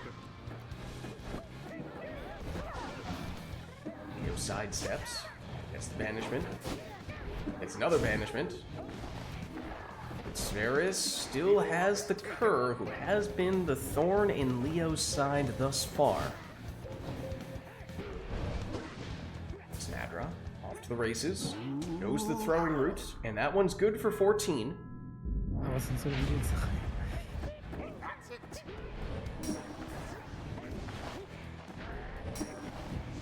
A little ping pong there. There's the freeze. But I think, if anything, that might have backfired on Ferris there. For a split second, it was actually Leo who had the only character able to move. Beauteous. Banishing throw Cur. He's been bulldozing his way through. That time, though, it was via a plunge, and it means that Barker is no longer here, at least for this round. No sign of the Beyonders, I'm afraid. Banishment. Cur able to chase down Snadra. Leo gets back. Relatively close to Sferis' Pyre, but Sferis now on the counterattack. That was a full 20 damage. That was... Oh. Is that a quick throwing harp? I feel like we haven't got the chance to see that too often. I vaguely recall that being the case. Now that's the timing for the stunning claim Burning flame to ash. that Sferis was looking for, and you probably expected to see the rekindling activate there, but remember, it's only 15 damage The orb that Sferis has on the Cur plunge, so that means Leo can still take one more hit, and then we will still see 10 rekindling as we see here. But now it means that one score is likely all that Sferis would need. Again, who would it be if not The Beyonders. Barker the Cur? Their adversaries must be Somehow I crying lost control tears of my character at shame. the end and switched to another one. I think it was like buffered inputs or something. It's Strange. complete. Sometimes when you get banished, and you try to it's messed up when you get banished. Yeah, You try to do an input and it switches you for no reason. It's very weird. It happens. yeah. So very I often. switched. Yeah. I pressed switch right before I got banished, but it Exactly. switched me like a second after the banish switch. So I was controlling one character and then switched to the other one. It's very weird. One time I had that, I was playing Shield Sap again. And so the animation is very clear. So I swapped to the Sap. My exile gets banished anyway. My Sap was shielding. So I was clearly on my Sap. And suddenly I was not shielding anymore, I was on the other character. Yeah. Oh, I thought you were going to say that you were somehow shielding with the sap even though you were controlling a different character. I was like, that's amazing! That would be so broken. But no. New strategy unlocked. I switched to Sandra and then started moving, and then suddenly I was controlling Imp Yeah. after the It's because I really cool. switched right before my active character got banned. But I was gonna lose anyway. Well, let us know if there's anything you guys would like us to do for the next one. Banishing Throker. It's kinda hard. Oh, we got Yeah. a raid. What's up, Dave? How's it going? Hello, how are you? Hello. Snow Chicken, how are you? What's up, guys? We're doing some multiplayer Pyre, which I'm not sure if you guys are at all familiar with, but also Melee AIU to you, Snow Chicken, of course, of course. We're not doing Mass Effect today, we're doing some multiplayer Pyre. What were you guys up to?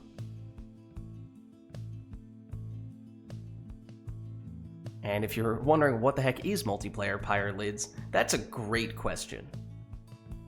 The short answer is that it is Magic Basketball with books. And if Fair that enough. sounds confusing,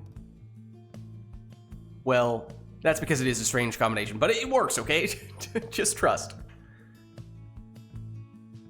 It's really fun to play. That's all I have to say. Yeah. Oh, and thank you as well, Snow Chicken, in that case. Why don't we hop in? We'll show these guys what Pyre is all about.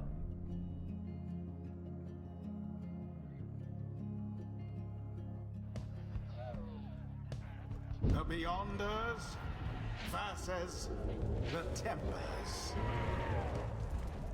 Welcome. Who shall How was your stream, the guys? rites? Were you doing... I assume it's likely that you guys were doing Mass Effect stuff, but maybe not. Sandra. I also always... Wait, hold on. 1 second. Let me try this. I always mess this up. Is this a thing? Oh, he says as he drops his not microphone, his headphones. I'm pretty sure this is going to do nothing, but I'm going to attempt to do it nonetheless. Yeah, that did nothing. What if I do this? Shout out. There, wait, hold on. Hold on.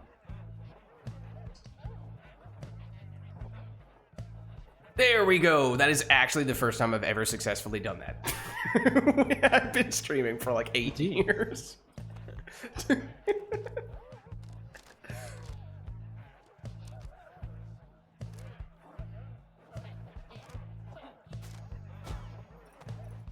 Infinite stamina.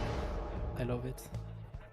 So, I guess now that I've successfully, finally managed to to give you guys a shout out, let me actually explain to you what Pyre is. So basically, the basics are that it's a sports game of sorts, where each team basically starts with 100 life on their side, and the object of the game is to reduce all of your opponent's life first, and that way you win. And the way you do that is by taking control of an orb or a ball in the middle of the arena, and either throwing the ball into your opponent's fire or directly running into the fire while you have possession of this orb.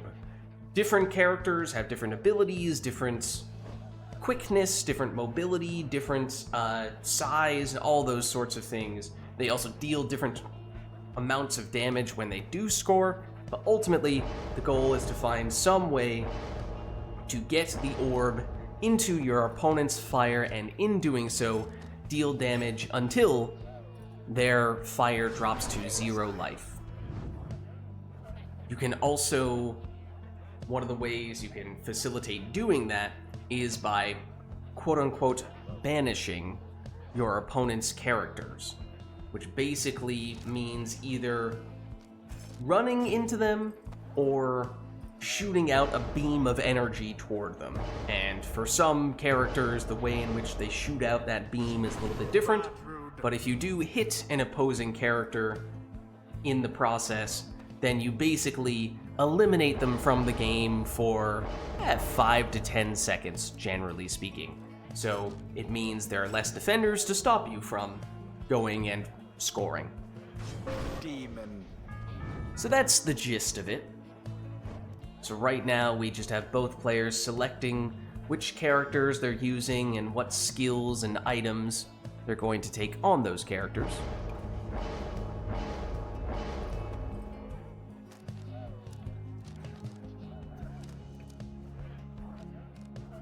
You did a death race? I'm concerned, Snow Chicken.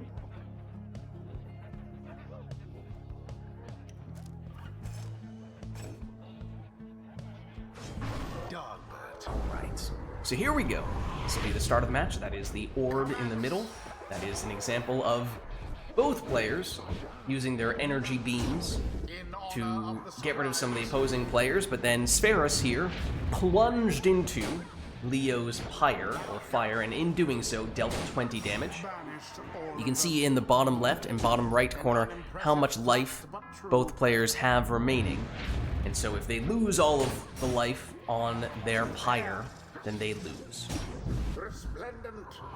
So like here, Spherus jumping in for another 10 damage.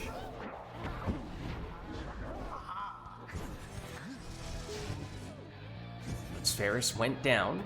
There's now an opportunity here for Leo, who goes through the portal. Tries to throw it in, but Spheris is able to intercept and has a portal of his own, taking him very close to the opposing Pyre, and had seemingly the opportunity to throw that in, but opted not to. Somewhat surprisingly, perhaps.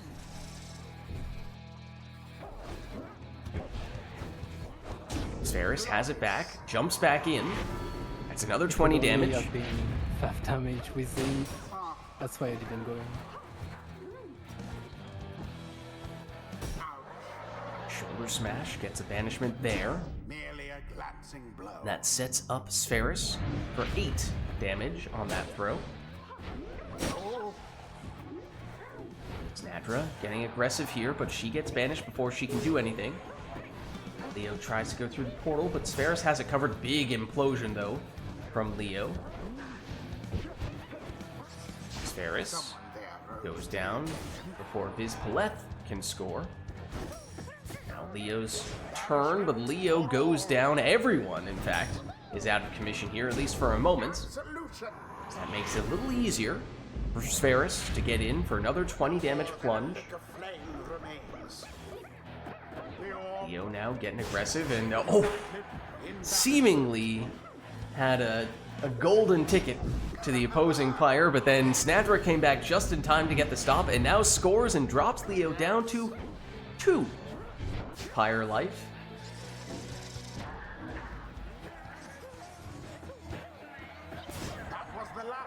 Down goes Ferris's last character, and if Leo is quick, it is a chance to throw this one in for 23.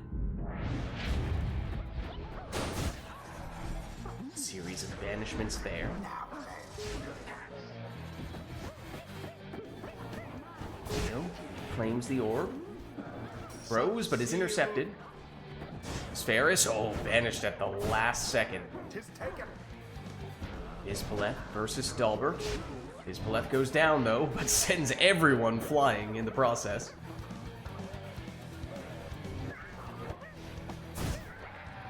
More implosions.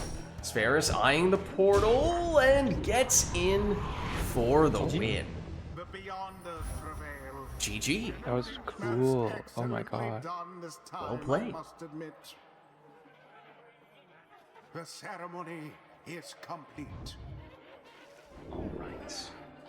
Well, let's head on back. Until the next. Speedy Demon is really fun to play.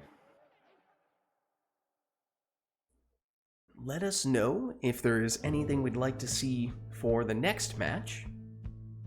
I had such a surprise halfway through the game where my crone was like almost on top of the ball, and I was just trying to pick up the ball with the crone, and then the demon jumped over the crone and picked it up before the crone could get it. And I was like, why don't I have the ball? Demons pick up the orb mid-jump for whatever reason. Yeah, even when they're in the air. Yeah, which is big part of their gameplay, to be honest. Yeah, it's actually very strong for that reason. A pretty big deal, as it turns out. Alright. I'm not seeing anything else request-wise at the moment, so maybe we'll let the players go with whatever they'd like here. So let's start back up.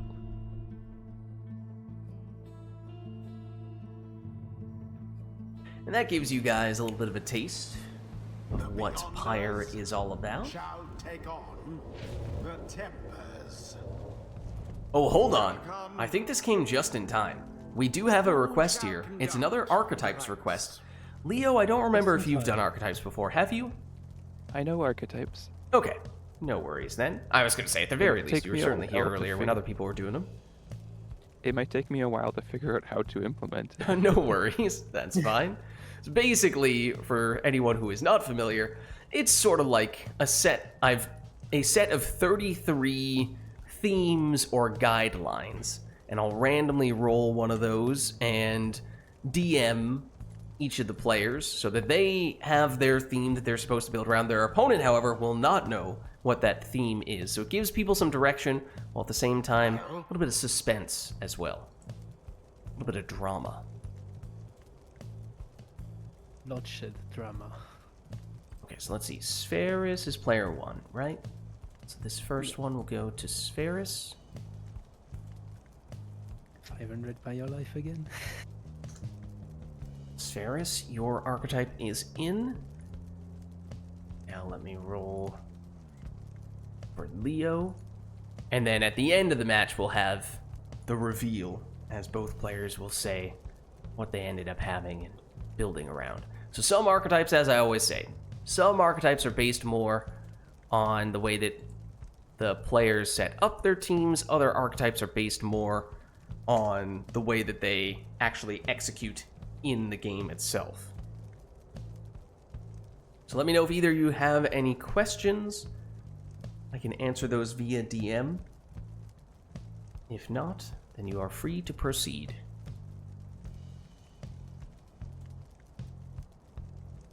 Or ponder how you want to approach these archetypes.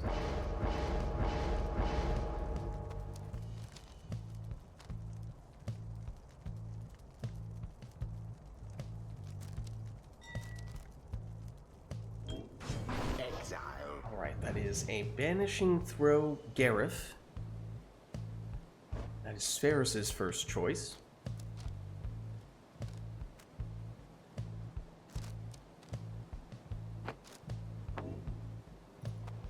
Extra range.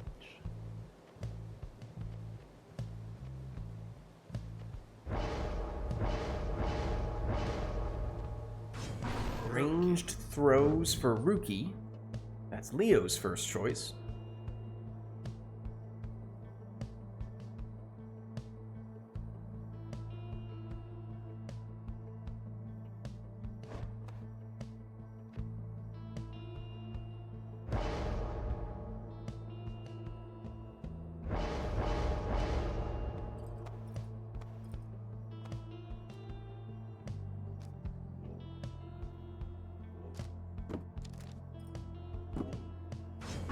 Exile.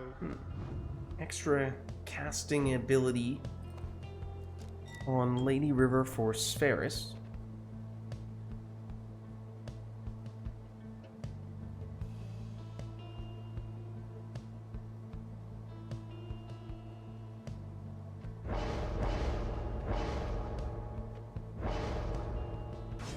Quick throwing Bertrude for Leo. And now the final selection, as I always say, if you feel like you've already done enough for your archetype, then maybe you can take whatever you want here, but if you still want to go all in, then of course, by all means, I'm not stopping you. Gilman. That's an Exploding Gilman for Spheris' last selection. That'd be crazy.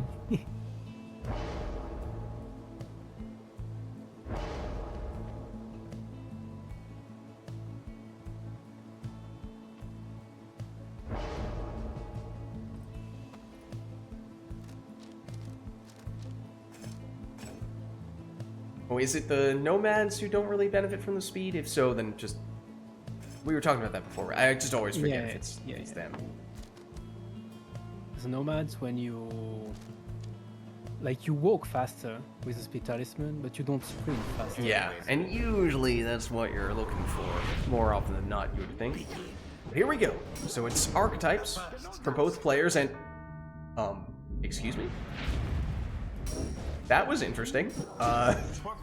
He did it again! Yeah. Gareth is just asserting dominance at the moment, throwing it in and then teleporting onto those throws as if he is both throwing and plunging. Imagine if it counted twice. A bit of a blunder. Here's Leo. Oh, and the stunning claim. Oh, that would be pretty incredible if Leo scored while stunning claim was active. It nearly was so, but just a little bit off the mark there. But Seize Chance means there's bonus damage for Spheris, would usually be 15, but on that occasion was all the way up at 25. Orb hiding in the corner here. Leo has it back though. Oh, big time banishing throw there, except ultimately does not amount to anything. as Ferris was unable to score on that occasion. Does have it back now, though. And it will work with the worm. It's 15, but that is significant because that's not enough. Leo holding on with 2, but after that plunge, it is Ferris who is the victor. I can't handle that. It's too fast. Fair enough. It's ended. Gareth OP confirmed. Kind of. But it's okay because other things are also The OP. stars align.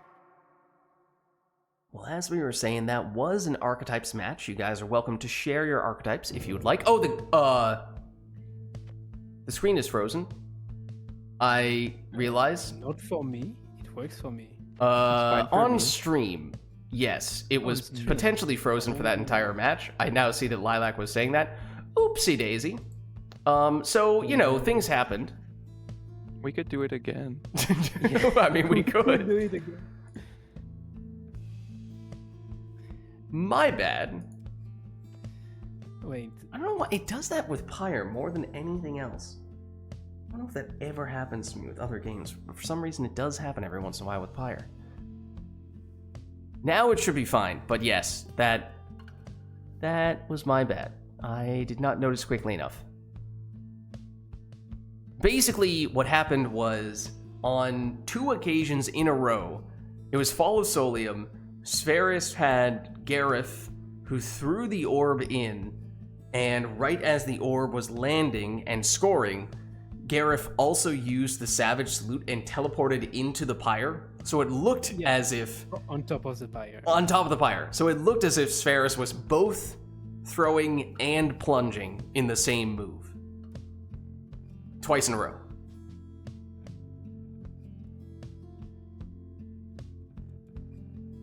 Do we want to do it again? We could. We feel like we need to do a makeup stream. A makeup match, I should Yeah. say. There is no rematch here. Okay. There may not. Yeah, we may be past that Already screen at this exited point. Do we Do we go want to full lock again in or, Solium again? or random? We could do whatever you guys prefer. I don't know. Corn? Either one. Okay, Let's go random then. sure.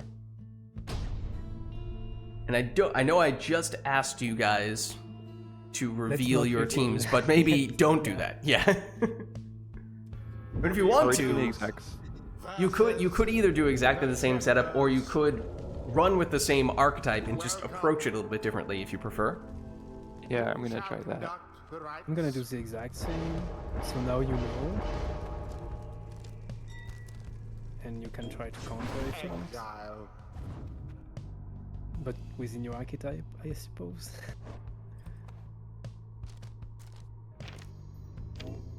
Okay. Trying to get to the ball faster. It's definitely very different from what we saw Leo doing last time, if this is in fact what Leo ends up locking in here. Whoa. Full right side. Full right side, nutrition stick manly. That is definitely making a bit of a statement.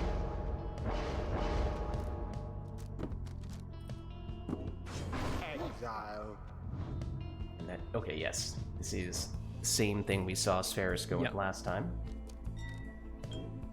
Although that doesn't mean anything to chat, because chat's like, yeah, we couldn't see anything.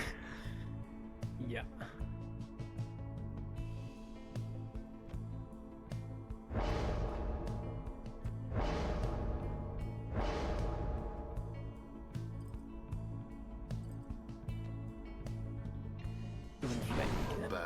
Quick throwing Bertrude, I believe we did have Leo doing that last time. The last time we were on the Fall of Solium, so the arena is certainly quite different. Exploding Gilman for Spheris. Yeah, I don't know if Spheris will be able to recreate that magic.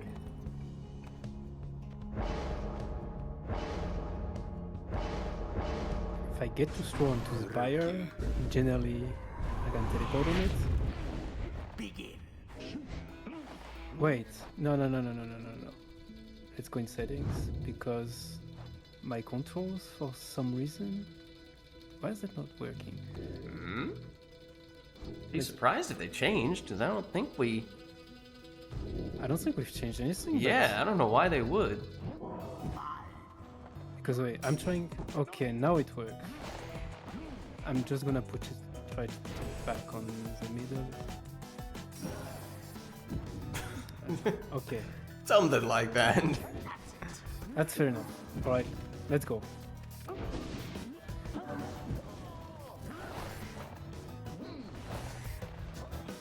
Banished in an instant. The orb is up. Ferris, getting the throw, gets the banishment, The Beyonders make their mark. gets the throw in, but does not get the teleport that time. Yes. Not quite what he was looking for, I don't think. Oh, okay, well that time the throw came up short, but the plunge did not. They counted as throws in the previous match. Did not see that happen. Did not see any that transformed into plunges.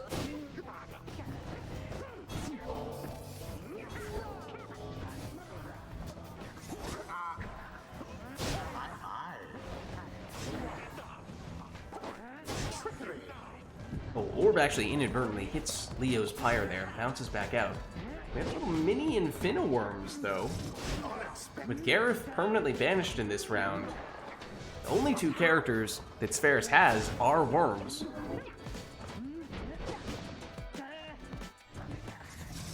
It's not quite the same as being 100% worms, of course.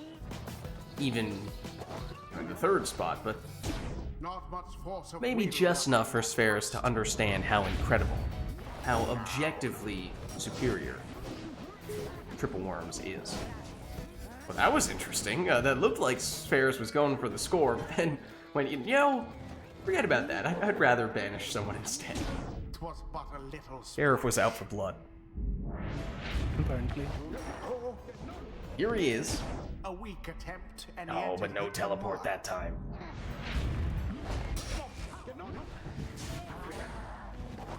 The orb. His throw is unblockable, and it does land for the full 30. Fire's flame.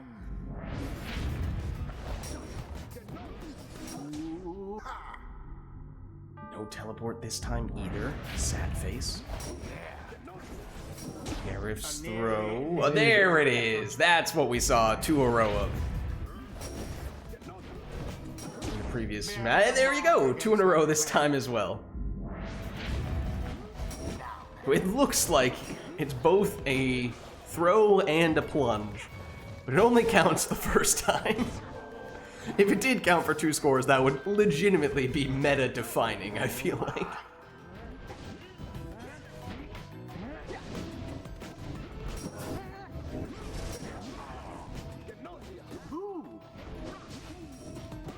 Gareth back at it, but he does eventually go down.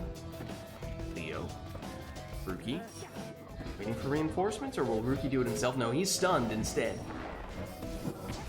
Good. Gareth does it again. Now go on just once more. Exactly. That time it is truly a plunge. Items change. Drops Leo down to 7. But Leo does have a sap, may have some rekindling. Oh, and that throw was just wide of the target. This way.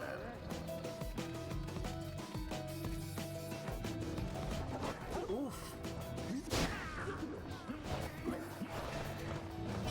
All of the temples. Oh, big banishment there. Banishments, plural.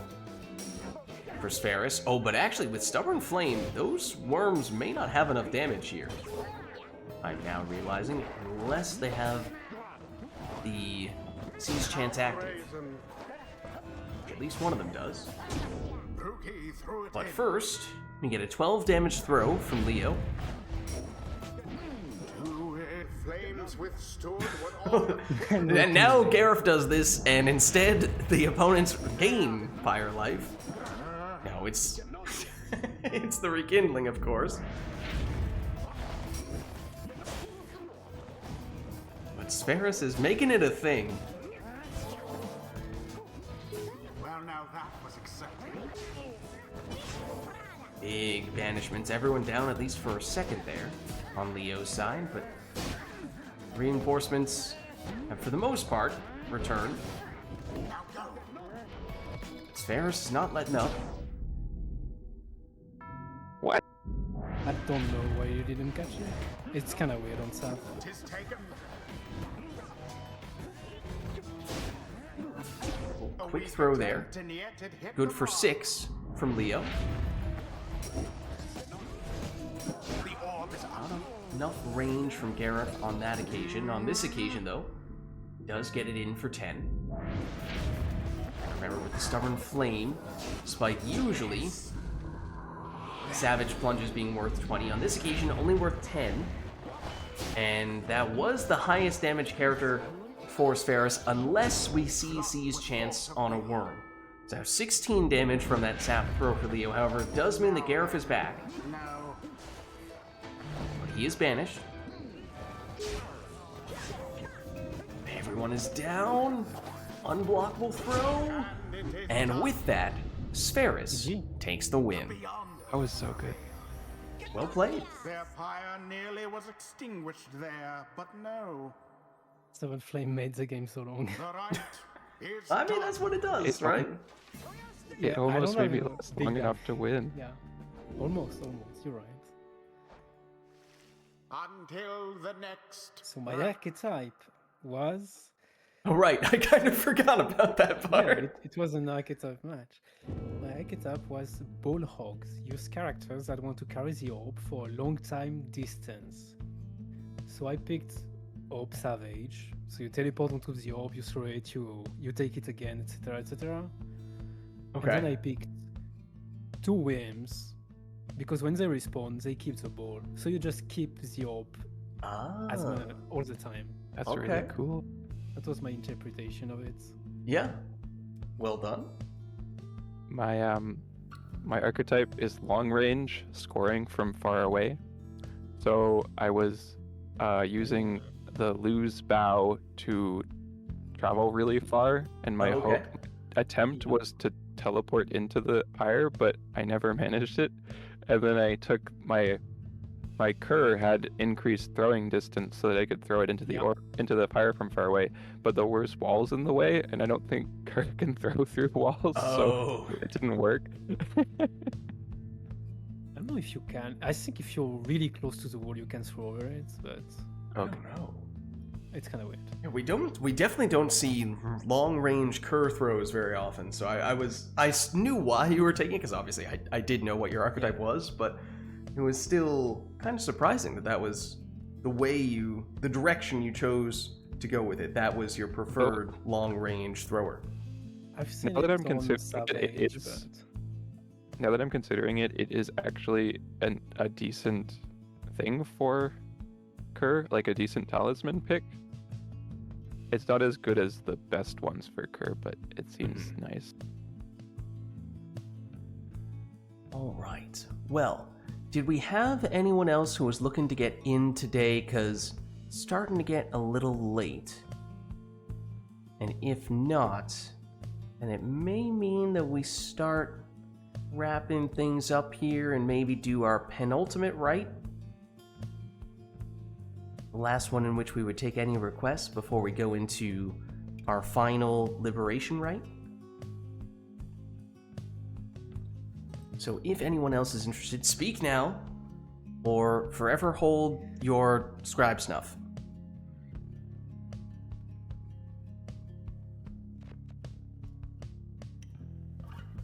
But I don't see anyone else. And that also means, I suppose, this is our last call for any requests. We did have a bit of a double archetypes matchup there.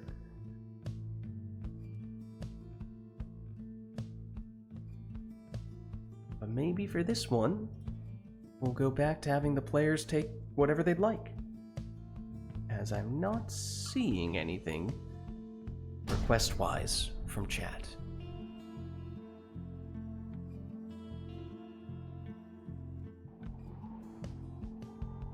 The Beyonders, Oh, hold on. Lilac says, give me a second. the Tempers. We might have something incoming here. Welcome.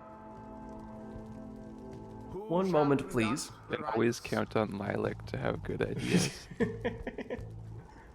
Lilac's cooking. About IDs. Good ideas, I don't know. There is a boat. So there is a boat. That's not a good idea. Anyway, I'm just a boat hater. Everything else is fine. Okay, Lilac says, choose exiles to reenact the Ides of March. Do we need to do a history / mythology? This technically counts as Yeah, a I have no history. Yeah, idea this what counts as a will history be. lesson, I guess. I'll need the lesson. Your decision. Basically, it is about the death of Julius Caesar, the former emperor of the Roman Empire, Yeah. who was obviously, as the leader of Rome at what was more or less the height of the Roman Empire, he was kind of a big deal. But Yes. he had Well. a soothsayer, a fortune teller of sorts, tell him one day to beware the Ides of March, meaning beware the middle of the month of March. And it was very mysterious, it was very vague, and Julius Caesar didn't really... I can't remember to what Didn't extent he was interpret. like concerned about this in truth. But then ultimately, you know, the middle of March came and a whole bunch of people conspired to murder him, and then he died. So that's basically what happened. Ultimately, he got He stabbed. got Yeah. poisoned, no? Not stabbed. I don't No, know. basically all of his political associates, including his best friend, proceeded to then stab him in the back until he died. Yeah. Very nice. So, however you So choose to basically, reenact that backstabbing. with your exile selections, that's what Lilac's looking for.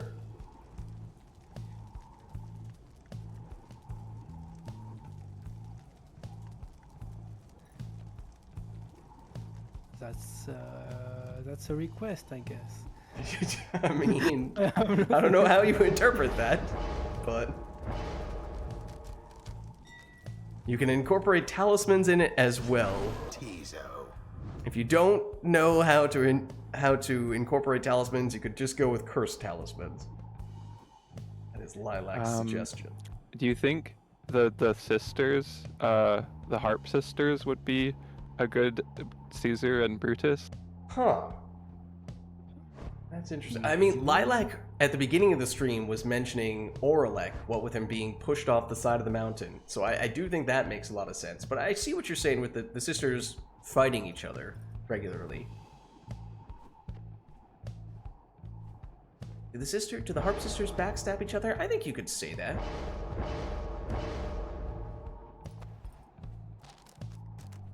It's a bit more complicated. Yeah, it's maybe a bit of an oversimplification.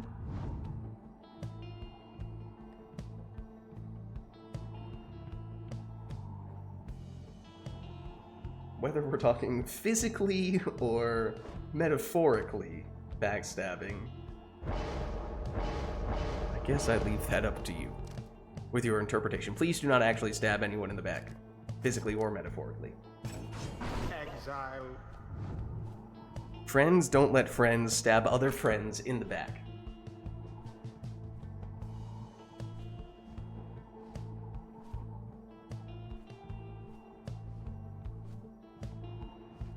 So, I guess I'll pick both of the harps. Yeah, I guess if you go Unless for you want to- one, makes sense to go for the two of them. Did you pick Salute on your first harp? My Because I first know harp that- is going to be all right, and the other one's all left. Oh, fair enough. Because the thing is, when you swap from a harp to another, they both salute. But it's okay. Tamatha. Oh, that's funny.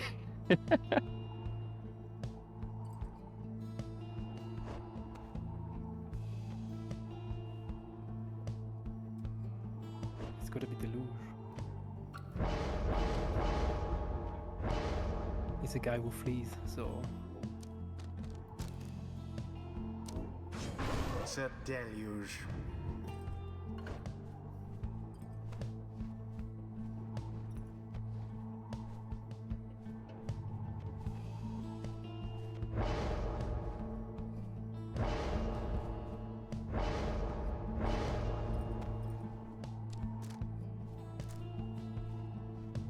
Solium's home. Tired.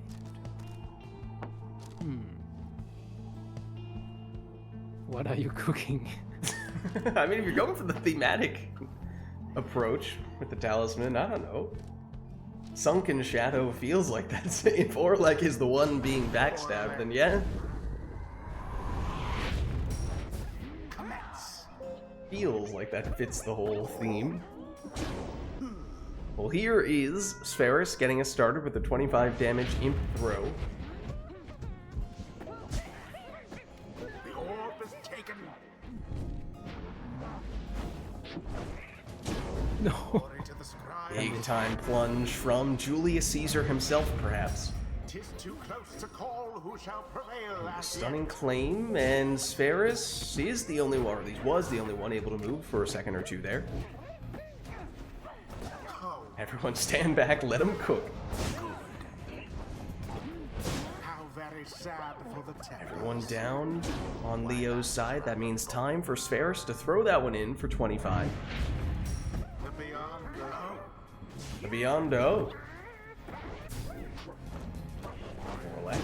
In he goes. He's too Another fast. 25. The two triumvirates are neck and neck.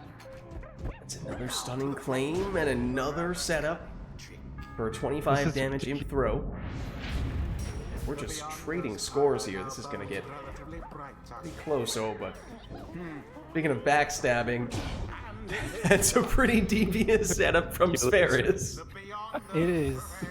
That's my interpretation of They do Now I just see. being disgusting. Now I understand. the Disgusting, right straight is up. done. If you don't know how to counter it, disgusting. Look, even Chizo is disgusted. Look at his face. This The is our only reaction. counter I thought of was holding the orb to slow you down Until the a little bit, stars align. because you don't get your aura up until like 2 seconds after you spawn. Actually, when I'm using stunning claim, if you're in the air, you don't get stunned. So you should just. That's so silly. Yeah, you should just be flying Yup. with the harp.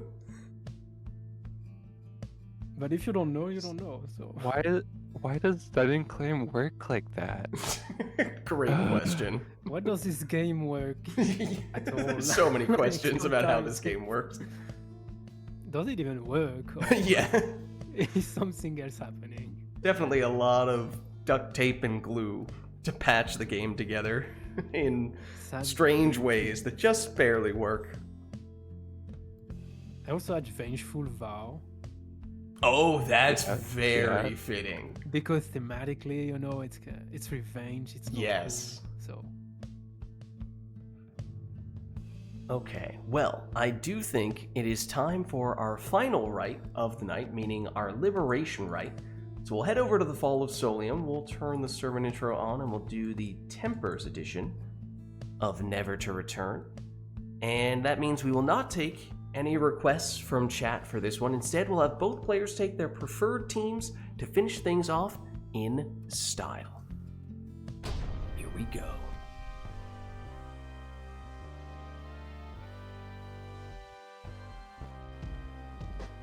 The time is nigh, exiles. You stand upon the fall of Solium. Here you shall be tested by your adversary. Try not to let the pressure get to you. Prepare yourselves, Beyonders. Tempers, stand prepared. Who shall stand together here this night? Alright, so as we were saying, this will be our final rite of the night, our liberation rite. No requests from chat for this one. Both players just taking their preferred teams to finish things off in style. And it is a power casting Snadra for Spheris' first selection.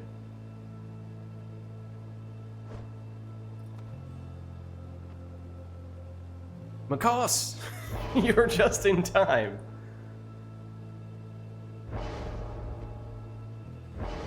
Macaws, did you beware the Ides of March?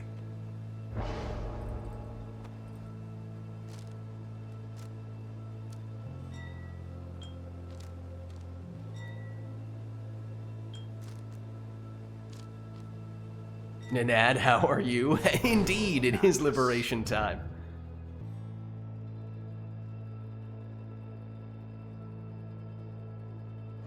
Oh no, macaws.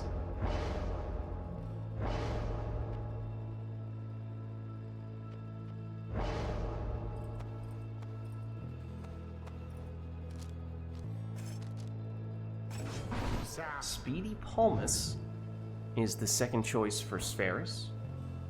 Leo went Ignarius.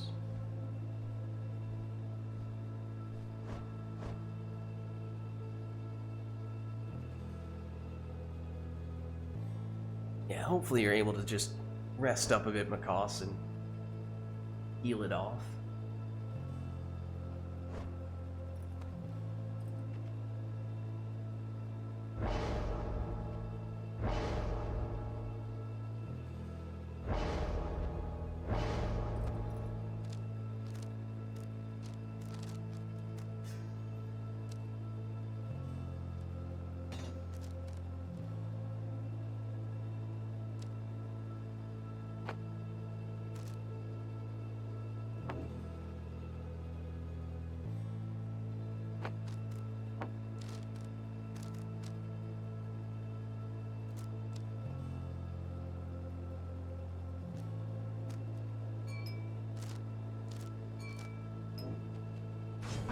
And Singularity on Leo's Lendl.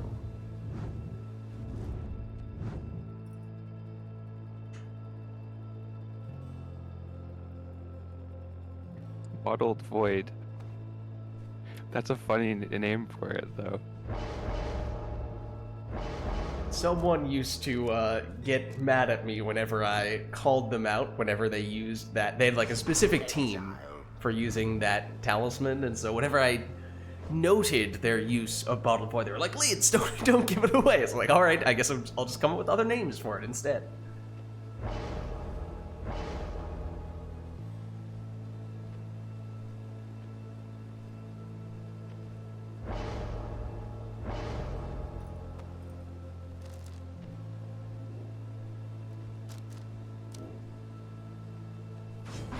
Exploding Pamela is the last choice for Leo, and here we go, our final rite of the night, our liberation rite. Spherus on the left representing the Beyonders, Leo on the right representing the Tempers. Best of luck to you both.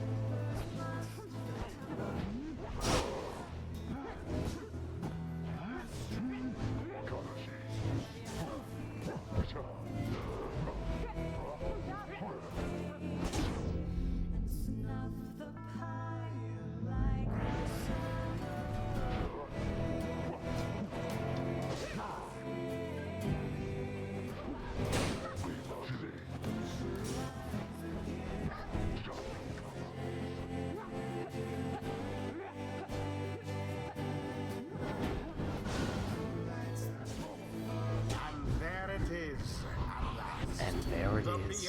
That was so difficult. GG. Their adversaries they defeated utterly. Well played, you two. Thus ends the liberation rite. As we were saying, that will be our final rite of the night. So thank you everybody who participated in the rites today, and everyone who gave us the requests in chat as well.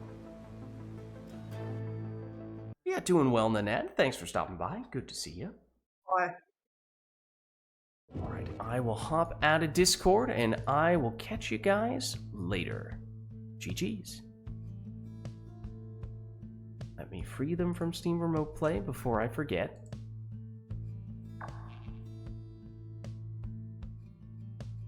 Did Spheris flee? I think he did. I think Spheris is free. Hopefully. Well, like I was saying, that was our final rite of the night, our liberation rite. So thank you everybody who participated in the rites today and everyone who gave us the requests in chat as well. This was Pyre Community Rite Night, and if you're interested in getting more involved in multiplayer Pyre, then the best way to do so is by joining the Rite Club Discord server, which you can do by, oh, hold on, I was about to caps lock situation that. I'd rather not shout it. There we go. You can join the Rite Club by clicking on that link right there. My name is Lids. I'm hosting these Rite Nights, and my streaming schedule is, at least as it currently stands, Fridays we're doing Mass Effect Andromeda multiplayer, Saturdays Mass Effect 3 multiplayer, Sundays Pyre multiplayer, and we're kind of looking for a home for Path of Exile 2 multiplayer. Once upon a time was weeknights. We're hoping we can find some other way to squeeze it in though. So stay tuned on that, I guess. But Lids Vids on YouTube as well, posting the VODs for those streams, so if you missed anything, you can catch that stuff there as well. Also, if you haven't done so yet already, you can hit the follow button to get notification when I go live. Also, at Lids Vids on Twitter, I post there when I go live as well. But actually, the best place to stay up to date on all things Lids is my Discord, which you can join by clicking on that link. Hold on, that was not a link. Lids, you misspelled the word Discord. I don't know what you're talking about. I see the word Discord spelled correctly, and I see a link. So everything looks perfectly fine. Well, anyways, that is going to be it for me for tonight. So thank you all for watching. Hope you enjoyed the stream, and I'll catch you in the next one.